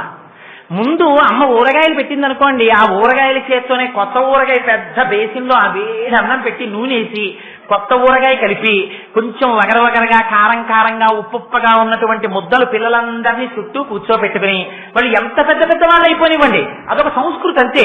వాళ్ళు చేతులు తాపుతుంటే ఒక్కొక్క ముద్ద పెడుతుంటే వాళ్ళ ముద్ద తింటుంటే ఎన్ని 1000 కళ్ళతో 1000 ఆశలతో వాళ్ళ కళ్ళల్లోకి చూస్తున్నాయి. నాన్న బాగుందా ఊరగాయ అంటే బాగుందమ్మా అన్నారు అనుకోండి. కిందటి ఏడాది కన్నా బాగుందా అంటే కిందటి ఏడాది కన్నా బాగుందమ్మా. ఉప్పు తక్కువైందా? లేదు అమ్మా సరిపోయిందమ్మా. కారం తగ్గిందా? తగ్గలేదమ్మా. కాయ ఓటుందమ్మా. ఇన్ని ప్రశ్నలు కనేస్తుంది. ఏమిటి వేయడం? వాళ్ళు తింటే తను తిన్నట్టు, ఇది అమ్మ. అందుకని అమ్మ భోజనం చేసిందని చెప్పకూడదు, మీరు చేస్తే అమ్మ చేసినట్టు. మీ తృప్తి అమ్మ తృప్తి, అయ్య తృప్తి అలా కాదు. వీళ్ళందరూ తిన్నాక ఆయన వాచి పెట్టుకుంటూ వస్తారు, రెండని ఆయనకి గౌరవంగా పెట్టాలి. ఆయనకు కూడా చేయిదాపంగా ముద్దెడతానంటే ఆయన తింటే అసహ్యంగా ఉంటుంది, అలా తినకూడదు. ఆయనకి పెట్టేటప్పుడు మారాలి పద్ధతి. బంగారం కంచం వేసి ఆయనకి పెడితే ఆయన చొక్కా బనీను విప్పేసి పట్టుపంచ కట్టు కూర్చుని ఆచమనం చేసి అప్పుడు ఆయన తిని అంతా అయిపోయిన తర్వాత పరమేశ్వరానుగ్రహంగా ఊరగాయలు చాలా బాగున్నాయన్నారు. అంతేగాని తింటూ అబ్బా భలే ఉంది ఊరగాయ అంటే నీకు ప్రసాదంగా తినడం చేత కాలేదు, ఇక్కడ తినడమే నీకు వచ్చు. ఒకవేళ రుచి బాగులేకపోయినా కొంచెం ఉప్పు కలపవాయ్ అని ఉత్తరాపోసనం పట్టాక చెప్పాలి. నీకు సంప్రదాయం తెలుసు అనమాట. నువ్వు అక్కడే లొట్టలేసావనుకో పిల్లల్లాగా, నీకు తెలియదు, నువ్వు ఇక్కడ తినడానికి అలవాటు పడవాడి. నీ వయస్సుకున్న పెద్దరికం నీ సంస్కారానికి రాలేదు, ఇంకా నువ్వు కొంత అలవాటు చేసుకోవాల్సిన అవసరం ఉంది. ఎంత జీవితం అండి! ఒక్కొక్క శ్లోకం చెప్తే ఇంతంత దర్శనం చేయించేస్తారు శంకరాచార్యుల వారు. అందుకని అంటారు, అక్కడికి వెళ్ళాక నివృత్తి చండాంశ. శంకరుడు భోజనం చేసేసాడు. శంకరుడు ఆనందంలో విగ్గు కొట్టేస్తున్నాను నేను.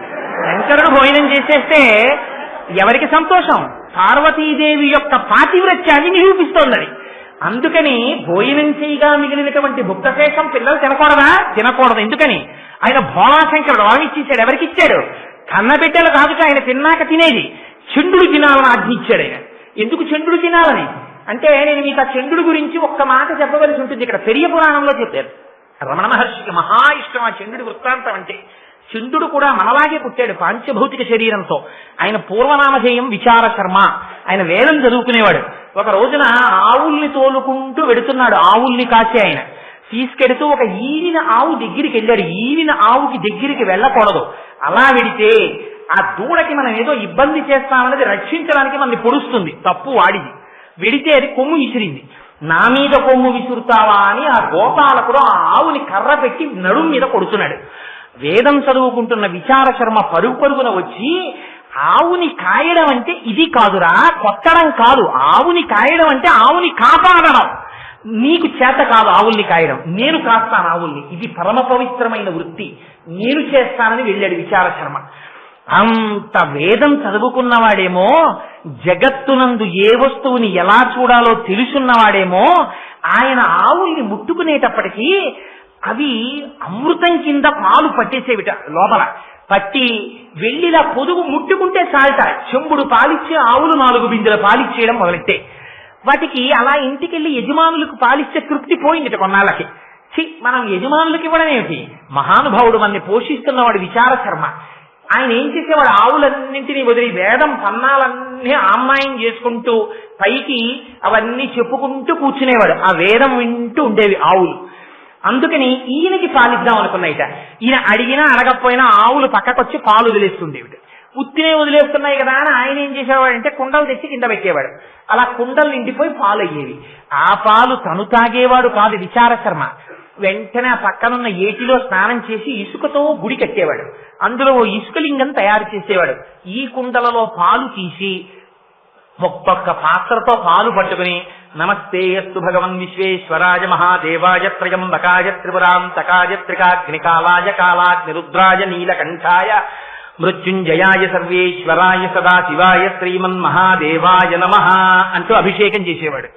ఇక్కడ అభిషేకం పూర్తయ్యేది అసుర సంఖ్య వేళ అయ్యేది. ఈయన ఆవుల్ని పట్టుకుని ఇంటికి వెళ్ళిపోయేవాడు. వెళ్ళిపోతుంటే ఒక రోజున అటుగా ఒక వ్యక్తి వెళ్ళిపోతూ చూశాడు. చూస్తే ఈ పాలన్నీ పిల్లవాడు వాడు చూసేటప్పటికి ఇసుకలో పోసేస్తున్నట్టు కనపడింది ఆయనకి. ఆయన వెళ్ళి ఊళ్ళో చెప్పాడు, మీ ఆవులు ఇంకా పాలిస్తాయి, ఆ విచార శర్మ పాలు తీసి ఇసుకలో పోసేస్తున్నాడు మధ్యాహ్నం పూట్ల అని. విచార శర్మ తండ్రిని పిలిచారు, యచ్చన దత్తుడు అని పేరు ఆయనకి. ఆయన్ని పిలిచి, నీ కొడుకు ఆవుల పాలు ఇసుకలో పోసేస్తున్నాడు, అందుకని నీ కుమారుణ్ణి మందలించమన్నారు. ఆ తండ్రి నిజంగా పిల్లవాడు మధ్యాహ్నం పాలు కుండలతో తీసి ఇసుకలో ఎందుకు పోస్తున్నాడో చూడడం కోసమని రహస్యంగా వచ్చి ఒక చెట్టుకి దాంట్లో కూర్చున్నాడు. మధ్యాహ్నం అయ్యేటప్పటికి ఆవులు పాలిచ్చాయి. ఆ పాలు తీసి పిల్లవాడు గుడి కట్టి ఆ ఇసుకలింగానికి పూజ చేస్తున్నాడు. ఇది చూశాడు తండ్రి. మహాగ్రహం వచ్చి, నిజమే వీడు పాలు ఇలా పోసేస్తున్నాడు కింద. ఆయన అభిషేకం అనుకోలేదు, ఈయన అంతర్ముఖుడైపోయి ఉన్నాడు కొడుకు. వచ్చి ఆ పిల్లవాడిని కర్ర తీసుకుని విపరీతంగా కొట్టాడు. అంతర్ముఖుడైపోయి ఉన్నాడేమో, ఆ దెబ్బలు తగలడం కూడా ఆయనకి తెలియలేదు. కానీ పక్కన ఉన్న కుండలో తన ప్రమేయం లేకుండా పాత్ర ముంచి పాలు తీసి అభిషేకం చేసేస్తున్నాడు. మనస్సు రమించిపోతోంది. అటువంటి స్థితిలో తండ్రి వచ్చి ఆ పాల కుండని ఎడమకాలితో తన్నాడు. కుండ పగిలిపోయింది. అరే ఏమిరా కుండ పగిలింది అని ఇలా చూశాడు. తండ్రి నిలబడున్నాడు. అపారమైన కోపం వచ్చింది కొడుక్కి. శివాభిషేకం చేస్తున్న ఆవు పాల కుండని తన్నావు అని అక్కడున్న గొడ్డలి తీసి ఏ పాదములతో తన్నావో ఆ పాదములను నీకు తీసేస్తే తప్ప ఈ అపరాధం పోదు. నువ్వు తండ్రివైనా శివాపరాధం చేశావు కనుక నువ్వు శిక్షితుడవు అని గొడ్డలి తీసి తండ్రి కాళ్ళ మీదకి తీసిరాడు. తండ్రి 2 కాళ్ళు తెగిపోయి ఆ ఇసుకలో పడి రక్తం వరదలై పారి ఏడ్చి మరణించాడు. ఆ పిల్లవాడి యొక్క భక్తికి పొంగిపోయి శంకరుడు ప్రత్యక్షమయ్యాడు. ప్రత్యక్షమై, విచార శర్మ నీకు దివ్యదేహం ఇస్తున్నాను, నా కోసం ఇంత గొప్ప పని చేశావు కాబట్టి ఇవాళ నుంచి మా కుటుంబంలో నిన్ను 5వ వాడిగా తీసుకుంటున్నాను. నా కోసం ఆవు పాలతో ఇంత తాదాత్మ్యంతో అభిషేకం చేశావు కనుక ఇవాళ నుంచి నా కొడుకులకి కూడా లేని అధికారం నీకిస్తున్నాను. నేను భోజనం చేసిన తరువాత మిగిలిన పదార్థాలు నా కొడుకులు కూడా ముట్టుకోవడానికి వీల్లేదు, నువ్వు తినాలి. నీకు చూపించి నువ్వు తినేసిన తర్వాత నువ్వు తీసుకెళ్ళమని అనుగ్రహిస్తేనే వాడు తీసుకోవాలి. అందుకని నీకు వరం ఇస్తున్నానన్నాడు. ఇవాళకి మనం శివాలయంలో ఏమిటో తెలుసా అండి, తెలియక శివ నిర్మాల్యం అని వదిలేస్తారు. చంద్రుడికి చూపించి తెచ్చుకోవాలి. అక్కడికి వెళ్ళి ఓ ఇలా కొడుతుంటారు ఆయనకి చెవుడని. ఆయనకి చెవుడు కాదు, ఆయన ఎప్పుడు ధ్యానం చేస్తూ ఉంటాడు. ఆ శివాలయంలోకి వెళ్ళి ఆయన చెవుడు చెవుడు అని మీరంటే లేనిపోని పాపం మూట కట్టుకున్నట్టు. చిటికెల చండీశ్వరుడని పేరు ఆయనకి. ఆయన ఎప్పుడు భావ సమాధిలో ఉంటాడు. అందుకని మీరు వెళ్ళి ఇలా చిటికెయ్యాలి. వేస్తే ఆయన మహాగ్రహంతో కళ్ళు విప్పుతాడు. ఎందుకు చిటికేశావురా అని. అప్పుడు మీరు శివుడి యొక్క నిర్మాల్యం చూపించాలి. వెంటనే స్వామికి సమర్పించానండి, ప్రసాదం ఇచ్చారు, మీరు అనుగ్రహిస్తే పట్టుకెడతానని. ఆయన అదే పనిగా శివుడి దగ్గర వదిలేసినవన్నీ ఆయన తినడం. ఆయన తీసుకెళ్లరా అంటారు. ఆ చండీశ్వరుడు అనుగ్రహిస్తేనే ఫలితం వస్తుంది. అందుకని ఆయన్ని తలుచుకుని నిర్మాల్యం పక్కన పెట్టాలి. అది గభాలను వెళ్ళి ముట్టుకు తినకూడదు. చండీశ్వరుడు ఇంకా తీసుకున్నాడో తీసుకోలేదో, వీళ్ళు కంగారులో ఉన్నారు అమ్మవారి దగ్గరికి వెళ్ళడానికి. అందుకని నివృత్యై చండాంశ త్రిపురహర నిర్మాల్య విముఖై. అబ్బా లడ్లు ఎంత బాగున్నాయో కానీ చంద్రుడు తినాలి అన్నా కూడా ఇంగిలి చేసేసినట్టే మనస్సుతో. అందుకన్నట్టు చూడకుండా మనస్సు ఇలా తిప్పేశారు తలలో. తిప్పేసి ఇన్ని రహస్యాలు చెప్తారండి మహానుభావుడు శంకరులు. అందుకని త్రిపురహర నిర్మాల్య విముఖై విశాఖేంద్రోపేంద్రో శశి విశద కర్పూర శకలం. పరిగెత్తుకుంటూ అమ్మ అంతఃపురంలోకి వచ్చేసారట. అమ్మ అంతఃపురంలో కూర్చొని తాంబూలం వేసుకుని ఉందమ్మ. తాంబూలం అమ్మవారు వేసుకుని ఉన్నది అంటే భోజనం చేసినట్ట భోజనం చెయ్యనట్ట ఈ మాట మీరు అడగకూడదు, నేను చెప్పకూడదు. ఇందాకే చెప్పా, అమ్మ అన్నం తిందా అని అడగకూడదు. అమ్మకి అన్నం నువ్వు పెట్టడమే తప్ప, అమ్మ చేతి అన్నం నువ్వు తినడమే తప్ప నేనమ్మకి అన్నం పెట్టాను ఎప్పుడూ అనకూడదు. ఎప్పుడైనా జీవితంలో కోరుకోవలసింది ఒకటే, మా అమ్మ చేతి అన్నం నేను తింటున్నానండి ఇంకానని చెప్పుకోవాలి. మా అమ్మగారు ఏడాదికి 6 నెలలు మా దగ్గర ఉంటారండి, మేము చూస్తాం ఈ 6 నెలలు అన్నవాడు దేశద్రోహి కాడు, జాతి ద్రోహి. అటువంటి వాణ్ణి సర్వేశ్వరుడు కూడా రక్షించాడు. అమ్మకి నువ్వు అన్నం పెట్టలేదా, అమ్మ చేతి అన్నం తినే అదృష్టం నీకు దక్కింది ఇంకాను, అందుకు నువ్వు పొంగిపో. అందుకని అమ్మవారికి నైవేద్యం పెడితే అమ్మ దృష్టితో పొంగిపోతుందంతే. అందుకే అమ్మ ప్రసాదం అమ్మ ప్రసాదమే. అందుకు రేపటి రోజున అమ్మవారి పాదముల మీద పువ్వు, అమ్మవారికి నివేదన చేసిన ప్రసాదం చేతిలో పట్టుకుని కళ్ళకద్దుకు నోట్లో వేసుకోవడం అంటే సాయంత్రం సౌందర్యలహర అవుతుంటే రేపు మీరు ఇంకా పూజ చేద్దామంటే ఇవాళ ఆవిడ నల్లమబ్బాయి కురిసింది, మీరు ఏమి ఇచ్చివ్వడం తీసుకుంటారు ఆవిడికి. రేపు ఇంకా మీరు పువ్వులు వేద్దామన్నది, ఇవాళే ఆవిడ అనుగ్రహాన్ని ఆవిడ ప్రకటించేసింది. ఇది అమ్మవారంటే. అందుకని అదిగో ఆ తల్లి గురించి చెప్తూ శంకరులు అంటారు, లోపలికి వచ్చేసేటప్పటికి తల్లి ఏం చేస్తోందిట, తాంబూల సంసేవనం చేస్తోంది. ఎందుకు తాంబూలము నములుట, ఏం భోజనం ఎలా చెప్పలేదో తాంబూలం అలా చెప్పకుండా ఉండొచ్చు కదా. శంకరాచార్యులు వారు, వ్యాసుల వారు చెప్పారు తాంబూలం వేసుకుంది అమ్మని, శంకరాచార్యులు వారు చెప్పారు. ఎందుకు ఆ మాట చెప్పడం, ఆ తాంబూలము వేసుకున్నది అన్న మాట వాడితే 2 అర్థములు స్ఫురిస్తాయి. ఒకటి, ఆవిడ సుమంగళి, సుమంగళి అయినటువంటి స్త్రీ తాంబూల సేవనం చేస్తుంది. అందుకే తాంబూలం ఇవ్వడానికే ఎక్కువ తాపత్రయపడతారు తెలుసా అండి. భోజనం పెట్టిన కన్నా కూడా శాస్త్రం తెలుసున్న వాళ్ళైతే పెద్దలు ఎవరైనా ఇంటికి వచ్చి భోజనానికి వచ్చారనుకోండి, భోజనానికి వచ్చారనకూడదు, దేవతార్చనకు వస్తారు వాళ్ళు. వస్తే కొంచెం శాస్త్రం తెలుసున్నవాడైతే దేనికి పరిగెడతారో తెలుసా, వడ్డన చేయడానికి పరిగెత్తాడు, గంధం తీయడానికి పరిగెడతాడు. వాళ్ళు భోజనం అయిపోయిన తర్వాత గంధం తీసి అలదుకుంటారు. మీరు ఎప్పుడైనా పెద్దలు మీ ఇంటికి వచ్చినప్పుడు చూడండి కావాలంటే. ఇప్పుడు లుప్తమైపోతున్న ఈ ఆచారాలు కానీ భోజనం పెట్టి పంపించకూడదు. వారు వచ్చి దేవతార్చన చేస్తే వారు రేపు ఒక రోజు మీకు ఒక శ్లోకం చెప్తాను, జపోజల్ప శిల్పం సకలమపి ముద్రా విరచన అని సౌందర్యలహరిలోనే వస్తుంది. అది చెప్పినప్పుడు చెప్తాను రహస్యం. ఆ గంధం రాసుకుంటారు వాళ్ళు, రాసుకుని పెడతారు. అందుకని అమ్మ అన్నం తిన్నది అన్న కన్నా తాంబూలము నములుతున్నది. ఎవరు నములుతారో తెలుసా అండి, సుమంగళి అయినటువంటి స్త్రీ తాంబూల చర్వణం చేస్తుంది. అమ్మ ఈ జగత్తులకన్నిటికీ సుమంగళీ తత్వాన్ని ఇవ్వగలిగిన అమ్మ అమ్మవారు. అందుకే మీరు తెల్లవారి వేస్తే పక్కన భర్త ఉన్న భర్త పాదములకు నమస్కారం చేయరు. ఎవరికి చేస్తారు, మెడలో ఉన్న మంగళసూత్రాన్ని కళ్ళకద్దుకుంటారు. ఎందుకని, మంగళసూత్రంలో ఆ దేవత ఉన్నది. అంటే నేను ఈ మాట చెప్పానని మీరు అనుకోకండి, అసలు పరమ యథార్థం ఏమిటో తెలుసా అండి. మంగళసూత్రం అంటే నూలుతో చేసినటువంటి తాడు, అది ఎన్ని తేటలుండాలి, అది ఎలా తేనాలి, దానికి పసుపు ఎంత రాయాలి. నిజంగా అలాంటి తాడు కాని మెళ్ళో ఉంటే ఎట్టి పరిస్థితుల్లో భర్తకు అమంగళం రాదు. ఎంత గ్రహస్థితి ఉండనివ్వండి రాదు. కానీ ఇవాళ మంగళసూత్రాలు కూడా బంగారం అయ్యాయి. సరే, దాని గురించి నేను ఇంకా లోతుగా వెళ్ళను. కానీ ఒక్క విషయం స్పృశిస్తాను. ఆ మాంగళ్యంలో సర్వమంగళాదేవత ఉన్నది. సర్వమంగళా దేవత అమ్మవారు, ఆవిడ మీ యొక్క 5వ తనాన్ని కాపాడుతుంటుంది.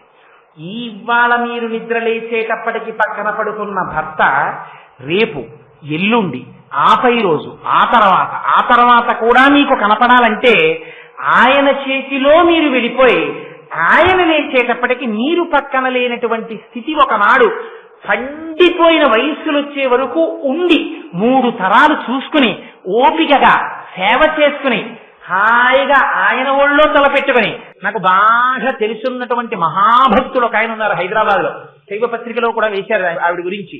నేను చెప్పకూడదు, పేరు చెప్తే ఒకరిని పొగిడినట్టు అవుతుంది ఉపన్యాసంలో, అందుకని పేరు చెప్పను. కానీ ఆవిడికి తీవ్రమైన అనారోగ్యం వచ్చి క్యాన్సర్ వస్తే హాస్పిటల్లో పెట్టారు భర్త గారు, మహాభక్తుడు. డాక్టర్లు అన్నారు ఈవిడ ఇంకెక్కువ కాలం ఉండరు, ఏమైనా కోరిక ఉందేమో అడగండి అన్నారు. భర్త గారు ఇల్లు అడిగాడు, నీకు ఏమైనా కోరిక ఉన్నదా అని అడిగాడు. అయితే ఆవిడంది, నాకు ఒక్కసారి మీతో కలిసి శ్రీశైలంలో అంతరాలయంలో కూర్చొని ఒక్కసారి అభిషేకం చేసుకోవాలనుంది, మన ఇద్దరం ఎన్నో చేయించాడు సర్వేశ్వరుడు, ఇంకొక్కసారి అలా అభిషేకం చేద్దామనుంది అన్నారు. ఆవిడ అలా కారులో తీసుకెళ్లారు, శ్రీశైలంలో అంతరాలయంలో అభిషేకం చేసుకొచ్చారు. ఆయుర్దాయం ఎలా పొడిగించాడో తెలియదు పరమేశ్వరుడు. ఆవిడ్ని ఎప్పుడు తీసుకెళ్లాడో తెలుసా అండి? మహాశివరాత్రి నాడు ఉపవాసం ఉండి మధ్యాహ్నం వరకు శివలింగానికి అభిషేకాలు చేసుకుని సాయంకాలం మహాశివరాత్రిని వాళ్ళ ఇంట్లో కొడుకులు కోడళ్ళు అందరూ భక్తులు ఉపవాసం ఉండి సాయంకాలం అందరూ కలిసి అసుర సంధ్య వేదలో ఆరాధన అయిపోయిన తర్వాత అయ్యవారి తీర్థం నోట్లో పుచ్చుకున్న తర్వాత భర్త గారు పంచ ఇంకా చొక్కా కూడా వేసుకోలేదు, ఉత్తరీయంతో లోపలికి వెళ్ళిపోతుంటే ఆవిడ పిలిచామండి, ఏదోదో ఉంది ఒక్కసారి నా పక్కన కూర్చోండి అన్నారు. కూర్చుంది, తల తీసుకెళ్లి ఆయన ఒళ్ళో పెట్టుకుని ఆయన వంకే చూస్తూ పరమ ప్రకాశవంతంగా ఉపవాసంతో అసుర సంఖ్య వేళలో మహాశివరాత్రి నాడు శరీరం విడిచిపెట్టేసి పువ్వుగా వెళ్ళిపోవడం అంటే అది కాదు, వెళ్ళిపోక తప్పదు, కానీ అలా వెళ్ళిపోగలిగినటువంటి అదృష్టాన్ని పొందింది.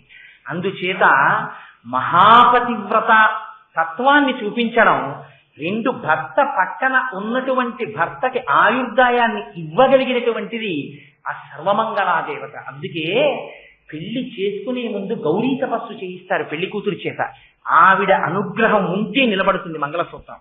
అందుకని ఆ గౌరీ తపస్సు చేస్తారు, అస్తమానం ఆ మంగళసూత్రాన్ని కళ్ళకద్దుకుంటారు. అమ్మవారి దగ్గరికి వెళ్ళిన మొన్న తిరుమల మేము కొంతమందిని కలిసి వెళ్ళాం, అక్కడ పుండరీకవల్లి అమ్మవారి మాంగళ్య దర్శనం వెనకాతల ఉండే రహస్యాన్ని చెప్పి ఆ రోజున అడిగితే ఆ మంగళసూత్రాన్ని మనందరికీ చూపించారు కదమ్మా, అమ్మవారి మంగళసూత్రాన్ని, అందులో ఉన్నటువంటి వైశిష్ట్యాన్ని కూడా చెప్పారు. అందుకని ఆ మంగళసూత్రం అంత గొప్పది. అందుకని తను సువాసిని సర్వమంగళ, ఇతరులకి సువాసినీయత్వం ఇవ్వగలిగినది, తాను మహాపతివ్రత పాతివ్రత్యమున్న తల్లి కనుక భోళాశంకరుడు బయటికి వెళ్ళిపోతాడు. ఆయన మీరు శంకరుణ్ణి భరించడం చాలా కష్టం తెలుసా అండి. ఇప్పుడు చాలా స్ట్రిక్ట్ ప్రిన్సిపల్స్ ఉన్నవాడిని పట్టుకోవడం చాలా తేలిక, చాలా భక్తుడైన వాడితోనే ఇబ్బంది అంతా వస్తుంది. ఎందుకంటే వారికి ఏం అరమరికలు ఉండవు, ఏమీ అనరు వారు. అవలేదా వంట, ఏం బెంగ పెట్టుకో, నువ్వు హాయిగా వంట చేసుకుని నైవేద్యం పెట్టుకో, ఏం పర్వాలేదు, నాకేం తినకపోతే కొద్దిగా పాలు ఇచ్చాలని వెళ్ళిపోతాడు. రాత్రి ఎప్పుడో వస్తాడు మొహం ఎండిపోయి, ఎందుకంటే అక్కడ తినడు ఇంట్లో పెట్టలేదని కోపపడ్డం. అలా ఈయన భిక్షాపాత్ర పట్టుకుని పక్కింటికి వెళ్ళిపోతాడు ఇంట్లో వంట అవ్వకపోతే. అందుకని ఆవిడ అన్నపూర్ణయ్యి ఇంటి నిండా ఎప్పుడు సిద్ధంగా ఉండాలి, ఎప్పుడు తింటాడో తెలియదు, ఎప్పుడు తినడో తెలియదు. ఎందుకని ఆయన నిర్గుణుడు, పరబ్రహ్మం రమించిపోతుంటాడు, ఎప్పుడో బయటకు వస్తాడు, ఓసారి గుర్తొస్తుంది, కభాలను ఇంట్లో చూస్తాడు, రెడీగా ఉండాలి, లేకపోతే ఈవిడ మీదకి వస్తుంది. అదేంటి అన్నపూర్ణమ్మ గారు ఆయన భిక్షాపాత్రకు తిరుగుతున్నాడు అంటారు. చూడండి, ఇది పాతివ్రత్యం అంటే, కంటికి రెప్ప కాసుకున్నట్టు కాసుకుంటుంది. 4 అయింది, ఆయనకి కాఫీ ఇచ్చేయాలి, ఇచ్చేస్తుంది. 8 అయింది, ఇచ్చేస్తుంది. ఏ సమయానికి ఆయనకి ఏది పెట్టాలో ఇదండి మనస్సు తెలుసుకోవడం అంటే. అందుకని స్వాధీన వల్లభ, భర్తని తన దగ్గర పెట్టుకుంది. ఏమిటి చంపేస్తుందండి ఆవిడ తెలిస్తే, చెప్పకండే అంతేనా స్వాధీన వల్లభ. ఆయన మనసెరిగి ప్రవర్తిస్తుంది కాబట్టి ఆవిడ్ని అతిక్రమించలేడు ఆయన. అందుకని ఎప్పుడు ఇద్దరు కలిసి ఉంటారు, ఇది పాతివ్రత్యం. అందుకని ఆవిడ తాంబూలం వేసుకుందని మాత్రమే చెప్తారు. అందుకని ఆ తాంబూలం తింటుంటేగా వీళ్ళకి ఆశ్చర్యం వేసింది. ఎందుకు ఆశ్చర్యం అంటే, పిల్లలు కదా ముగ్గురు వచ్చి అమ్మ సింహాసనం చుట్టూ మోకాళ్ళ మీద కూర్చుని అమ్మ నోటి వంక అలా చూస్తున్నారు. అమ్మ గెలిచేశామమ్మా అని ఇలా నోరు వంక చూస్తున్నారు. ఎందుకు చూద్దాం, ఎర్రటి నోరుట తాంబూలం వేసుకుంది కదా, అందులో చంద్రబింబము యొక్క ముక్కలా అన్నట్టుగా తెల్లటివి కనపడుతున్నాయిట. ఏమిట్రా తెల్లగా ఉన్నాయి ఎర్రటి నోరు అని చూస్తున్నారట. ఏమిటా తెల్లటివి? శిశివిశిద కర్పూర చకలాహ, అమ్మవారికి పెట్టేటటువంటి తాంబూలంలో పచ్చకర్పూరం పెడతారు. ఆ కర్పూరపు బిళ్ళలు అమ్మవారి నోట్లో నలుగుతున్నాయి. ఇంకా అవి తెల్ల తెల్లగా అవునాయి, ఎర్రగా అమ్మ నోరుంది.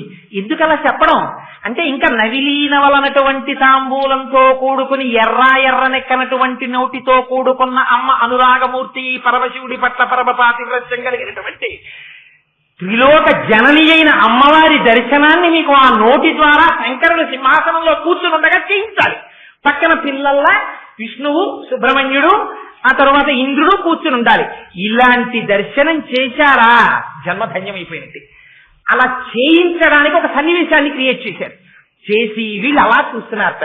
చూస్తుంటే నిజమే, అమ్మ తాంబూలం వేసుకున్నప్పుడు పిల్లలు మొట్టమొదటిసారి చూసినప్పుడు వీడిని ఎత్తుకున్నప్పుడు లేకపోతే ఎక్కడికో తీసుకెళ్తుంది విందుకి, అక్కడ తాంబూలం వేసుకుంటుంది. వాడు అప్పటి వరకు తాంబూలం అంటే ఏమిటో చూడలేదు. అమ్మ తాంబూలం నవ్వుతుంటే అమ్మ నోరు ఎర్రగా అయిపోతుంటుంది. వాడు అదే పనిగా చూస్తుంటాడు. అమ్మ నోట్లోంచి సువాసన వస్తుంటుంది. అమ్మ పైగా తాంబూలం వేసుకుని నవ్వులుతుంటే అన్ని దిక్కులు సువాసనలతో నిండిపోతాయి. అటువంటి తాంబూలం అది. అందుకని వీళ్ళుట అమ్మ నోటి వంక చూస్తుంటే అమ్మ పిల్లాడి అమాయకత్వం కనిపెట్టేస్తుంది. కనిపెట్టి పిల్లలకి తాంబూలం ఇవ్వకూడదు. స్నాతకం అయ్యేంత వరకు వాడు తాంబూలం వేసుకోకూడదు. మొదటి తాంబూలం వివాహం అయిపోయిన తర్వాత భార్య చేత్తో ఇచ్చిన తాంబూలమే మొదటి తాంబూలం. అప్పటి వరకు తాంబూలం వేసుకోకూడదు. ఆ లెక్కన మనం ఎవరం ఉండవసరం. అందుకని అలా వేసుకోకుండా ఉండాలి. కాబట్టి అమ్మ ఏం చేస్తుందంటే తాంబూలం ఇవ్వదు పిల్లలకి. ఎర్రగా నోరు, అమ్మ ఏంటమ్మా నోరేంటమ్మా అని ఎర్రగా ఉందమ్మా, ఏం తింటున్నావమ్మా, ఏం తింటున్నావమ్మా అని తినేస్తాడు. తండ్రి తింటుంటాడు తాంబూలం వేసుకుని ఇలా చేతులు వెనక్కి కట్టుకుని వచ్చిన వాళ్ళతో మాట్లాడుతుంటాడు. ఆయన వెళ్ళి నాన్నగారండి ప్యాంట్ లాగేసి ఏం తింటారంటే చాలా రా అంటారు తండ్రి. ఆయన చెప్పడం. అమ్మ వాత్సల్యం వేరు. అందుకని అమ్మ దగ్గరికి వెళ్ళి ఆవిడ ఎవరితోనో మాట్లాడుతున్నా, అమ్మ చీరట్టుకుని లాగేసి ప్యాంట్ లాగేసినా ఊడిపోదు. అమ్మ చీర కుర్చీలు లాగేస్తే ఇబ్బంది. అయినా పాపం ఆ పిచ్చమ్మ కుర్చీలు ఇలా పడి ఉండు నాన్న అంటుంది. కానీ లాగి లెప్పగా కొడుతుందా? కొట్టదమ్మ. ఆ కుర్చీలు పట్టుకొని ఉండు నాన్న ఆఖరికి విసిగెత్తిపోయి ఏమిట్రా నీ గోళ అంటుంది. అమ్మ నీ నోరు ఎందుకమ్మా అంటే ఎర్రగా ఉంది, ఏం తింటున్నావు అమ్మా అంటాడు. తాంబూలం అని నాకు పెట్టంటాడు. ఇప్పటికి తాంబూలం ఇవ్వకూడదు. అందుకని అమ్మ ఏం చేస్తుందంటే చున్నీ నోరు ఎర్రపడుతుంది, మింగికే కాసేపు సపరించు అని తను నవ్వుతున్నటువంటి తాంబూలాన్ని తీసి పిల్లల నోట్లో పెడుతుంది. ఇది వాత్సల్యానికి పరాకాష్ట పిల్లల జీవితంలో. పెడితే వాడు ఏం చేస్తాడు, వాడికి కొత్త రుచి. అమ్మ యొక్క లాలాజనంతో కలిసి నోట్లోకి వెళ్ళింది. అది తల్లి బిడ్డల యొక్క అనుబంధం. అంటే అమ్మ రక్తం వాళ్ళలో ఉంది, అమ్మ తిన్న ఆహారం వాళ్ళలో ఉంది, అమ్మ పాలు వాళ్ళలో ఉన్నాయి, అమ్మ వాత్సల్యం వాడిలో ఉంది, అమ్మ రూపు వాళ్ళలో ఉంది, అమ్మ ఆశీర్వచనం వాడికి అంగరక్ష అయింది. అమ్మ ఉపనయనం జరిగినప్పుడు పెట్టినటువంటి ఉంగరం వాడు బతికున్నంత కాలం వాడు ఆచమనం చేసేటప్పుడు వేలుకి కనపడి జ్ఞాపకానికి వస్తుంటుంది. అన్ని చోట్ల సంధ్యావందనం చేస్తే మాతృదేవో భవ, అమ్మ పాదాలు జ్ఞాపకం వచ్చి నమస్కరిస్తాడు. ఉన్నవాడు అదృష్టవంతుడు, లేకపోయినా అమ్మ పాదాలకు నమస్కారం చెయ్యం. అందుకని ఇది చెప్పడానికి ఆ అమ్మ నోటి వంక చూస్తూ ఉండిపోయారట ఈ ముగ్గురు కూడా. ఉండిపోతే అమ్మ పక్కున నవ్వి నోట్లోంచి ఆ తాంబూలపు పిడతలు తీసి వాళ్ళ ముగ్గురు నోట్లో పెట్టింది. పెడితే వాళ్ళు ముగ్గురు నువ్వే నేను చొక్కా వదిలేస్తే లాల్చీ వేసుకుంటాను, లాల్చీ వదిలేస్తే ఉత్తరీయం వేసుకుంటాను. అంతేగాని అయ్యో చొక్కా నిన్ను విడిచిపెట్టేశానే, నా జీవితం పోయిందే అని బెంగెట్టుకుంటానే. బెంగేం పెట్టుకోను. ఇందాక అయితే ఓ మాట చెప్పారు, కబరీ బంధం చూస్తే ధునోధ్వాంతం. ఇక్కడ చెప్పలేదు. ఎందుకు చెప్పరు? చెప్పకపోవడం వెనకాతల ఒక రహస్యం ఉంది. అసలు దీని ఫలితాలు చెప్పడం కుదరదు. అమ్మవారి తాంబూలంతో కూడినటువంటి నోరు దర్శనం అయిందా మాంగళ్యం నిలబడుతుంది. అమ్మవారి తాంబూలపు నోరు కానీ మీరు చూశారా పాండిత్యం వస్తుంది. అమ్మవారి నోటి తాంబూలపు పిడత నోట్లో పెట్టిందా మాటలు రాని మూగివాడు మహాపండితుడు అవుతాడు, మూకుడు మహాపండితుడు అయిపోయాడు. అది సారస్వత ప్రయోగంలో శరజ్యోత్స్నా శుద్ధాం శశీత జటాజూటమకుటాం ఆ శ్లోకాల్లో చెప్తాను దానికి సంబంధించిన ఇతివృత్తాన్ని. అందుకని ఇవన్నీ అవుతాయా ఏమిటో అలా చెప్తానంటుంటాను. అదొక అయ్యే పోయింది 3 రోజులు, ఇంకున్నది 6 రోజులు, ఇవన్నీ ఎక్కడ అవుతాయి? అందుకని ఆ తాంబూలపు పిడత నోట్లో పెట్టింది. పెడితే తాంబూలం మీరు జ్ఞాపకం పెట్టుకోండి, తమలపాకు తీగగా ఉంటుంది, చెట్టు ఉండదు.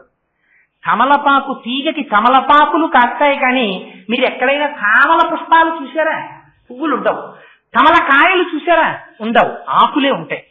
ఆ ఆకు కర్పూరంతో కలిస్తే రంగు మారిపోతుంది. ఇది అందుకే తమలపాకుని మాత్రమే ఇస్తారు. ఎప్పుడు మీరు ఎవరికి ఇవ్వండి అది పరమశుభప్రదము, అంటే ఇది సత్యము అని మీరు ఎక్కడ చెప్పవలసి వస్తే అక్కడ తమలపాకు ఇస్తారు. ఆఖరికి నిశ్చితార్థం చేసుకున్నారనుకోండి, మీరు ఇచ్చుకున్న కట్నాలు కానుకలు దొంగ చెక్కులు ఇవన్నీ అకౌంట్లోకి రావు. ఏదొస్తాయి? తాంబూలాలు ఇచ్చుకున్నామండి అంటారు.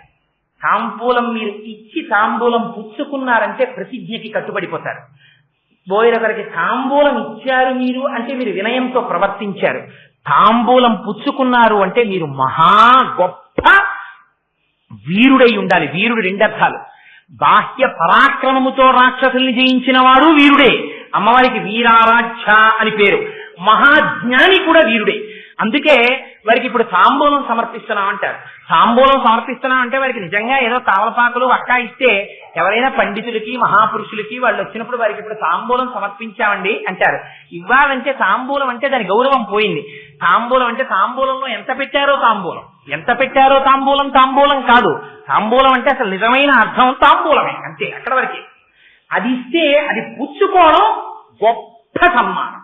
వారు చెప్పినటువంటిది మమ్మల్ని ఉద్ధరించింది అని మీరు అంగీకరించిన రోజున మీరు ఇచ్చినటువంటి బహుమానము మీద కమలపాకులు పెట్టి వక్కలు పెట్టి ఏకన్నహ ఒకటి పెట్టకూడదు, 2 పళ్ళు పెట్టి 2 కన్నా ఎక్కువ పెట్టి తాంబూలం ఇస్తారు. ఇదేమి నేను భవిష్యత్తులో జాగ్రత్త పడ్డానికి ఇవన్నీ చెప్పుకుంటున్నాడు కోటేశ్వరారు అనుకోకండి. అవన్నీ నేను కోరుకుని ఏం చెప్పుకోవట్లేదు మహాప్రభు. నేనేదో సంతోషానికి చెప్పాను, ధర్మానికి చెప్పాను అంతే. అక్కడ ప్రయోజనం ఉందని అది విషయం తెలుసుకోవాలని చెప్పాను. అందుకని అది తాంబూలం అంటే. అందుకని ఇప్పుడు అమ్మవారిచ్చిన తాంబూలంతో వాళ్ళు ముగ్గురు ఏం పొందారో మీరు పురాణం చూస్తే తెలుస్తుంది. ఎంత రాక్షస సంహారం చేశారో, ఎన్ని భగవద్గీతలు చెప్పారో, ఎన్ని ఉపనిషత్తులు చెప్పారో, ఎంతమందిని కాపాడారో, ఎంత రాళ్లవాన పడుతుంటే గొడుగుగా కొండనిచ్చి ఒక ఆయన రక్షించాడో, ఒక ఆయన దేవతలందరినీ పాలిస్తున్నాడో, ఒక ఆయన దేవసైన్యానికి అంతటికీ అధ్యక్షుడై సాక్షాత్తు సుబ్రహ్మణ్యుడై ఎంత జ్ఞానం ఇస్తున్నాడో, ఎంతమందికి వంశం ఇస్తున్నాడో, ఎంతమందికి సంతానం ఇస్తున్నాడో, ఎన్ని ఫలితాలు మీకు చెప్పడం కుదురుతుంది? చెప్పడం కుదరదు. కాబట్టి అమ్మవారి తాంబూలం వేసుకున్న నోరు చూస్తే వచ్చేటటువంటి ఫలితం ఇది అది అని నేనేం చెప్పను, అనంతము. అందుకని అసలు చెప్పను, ఇక నా వాక్కుల చేత అది చెప్పడం కుదరదు అని ఆపిడతలు గ్రహించి వారు పరమానంద భరితులైరి అంటే ఆపేశారు శ్లోకాన్ని. అంత పరమ పవిత్రమైన శ్లోకాల్ని ఇవాళ 2 శ్లోకాల్ని పరమాత్మ విజ్ఞాపన చేయించాడు. ఇప్పుడు ఆ 3వ శ్లోకం కానీ నేను మొదలు పెట్టాను అనుకోండి, అసౌ నాసావంశస్తు హినగిరి వంశధ్వజపటి అని అమ్మవారి ముక్కు గురించి ఒక గొప్ప శ్లోకం. అందులో ముక్తాహ అంటారు. ఆ ముత్యం దర్శనం అయితే మళ్ళీ శంకరాచార్యుల వారి లాంటి కొడుకు పుట్టచ్చు ఎవరికి. కానీ ఇప్పుడు నేను ఆ శ్లోకం మొదలు పెడితే అవుతుందా అది? అందుకని రేపటి రోజున దాన్ని ప్రారంభం చేస్తాను. రేపు మాత్రం పురస్కండాభోగ ప్రతిఫలిత తాటంక యుగళం. సరే, అది ఎందుకన్నానో ఇవాళ ఆ మాట, రేపు ఆ మాటకి అర్థం, దాని విశేషాన్ని రేపు శంకర భగవత్పాదులు చేయించుగాక.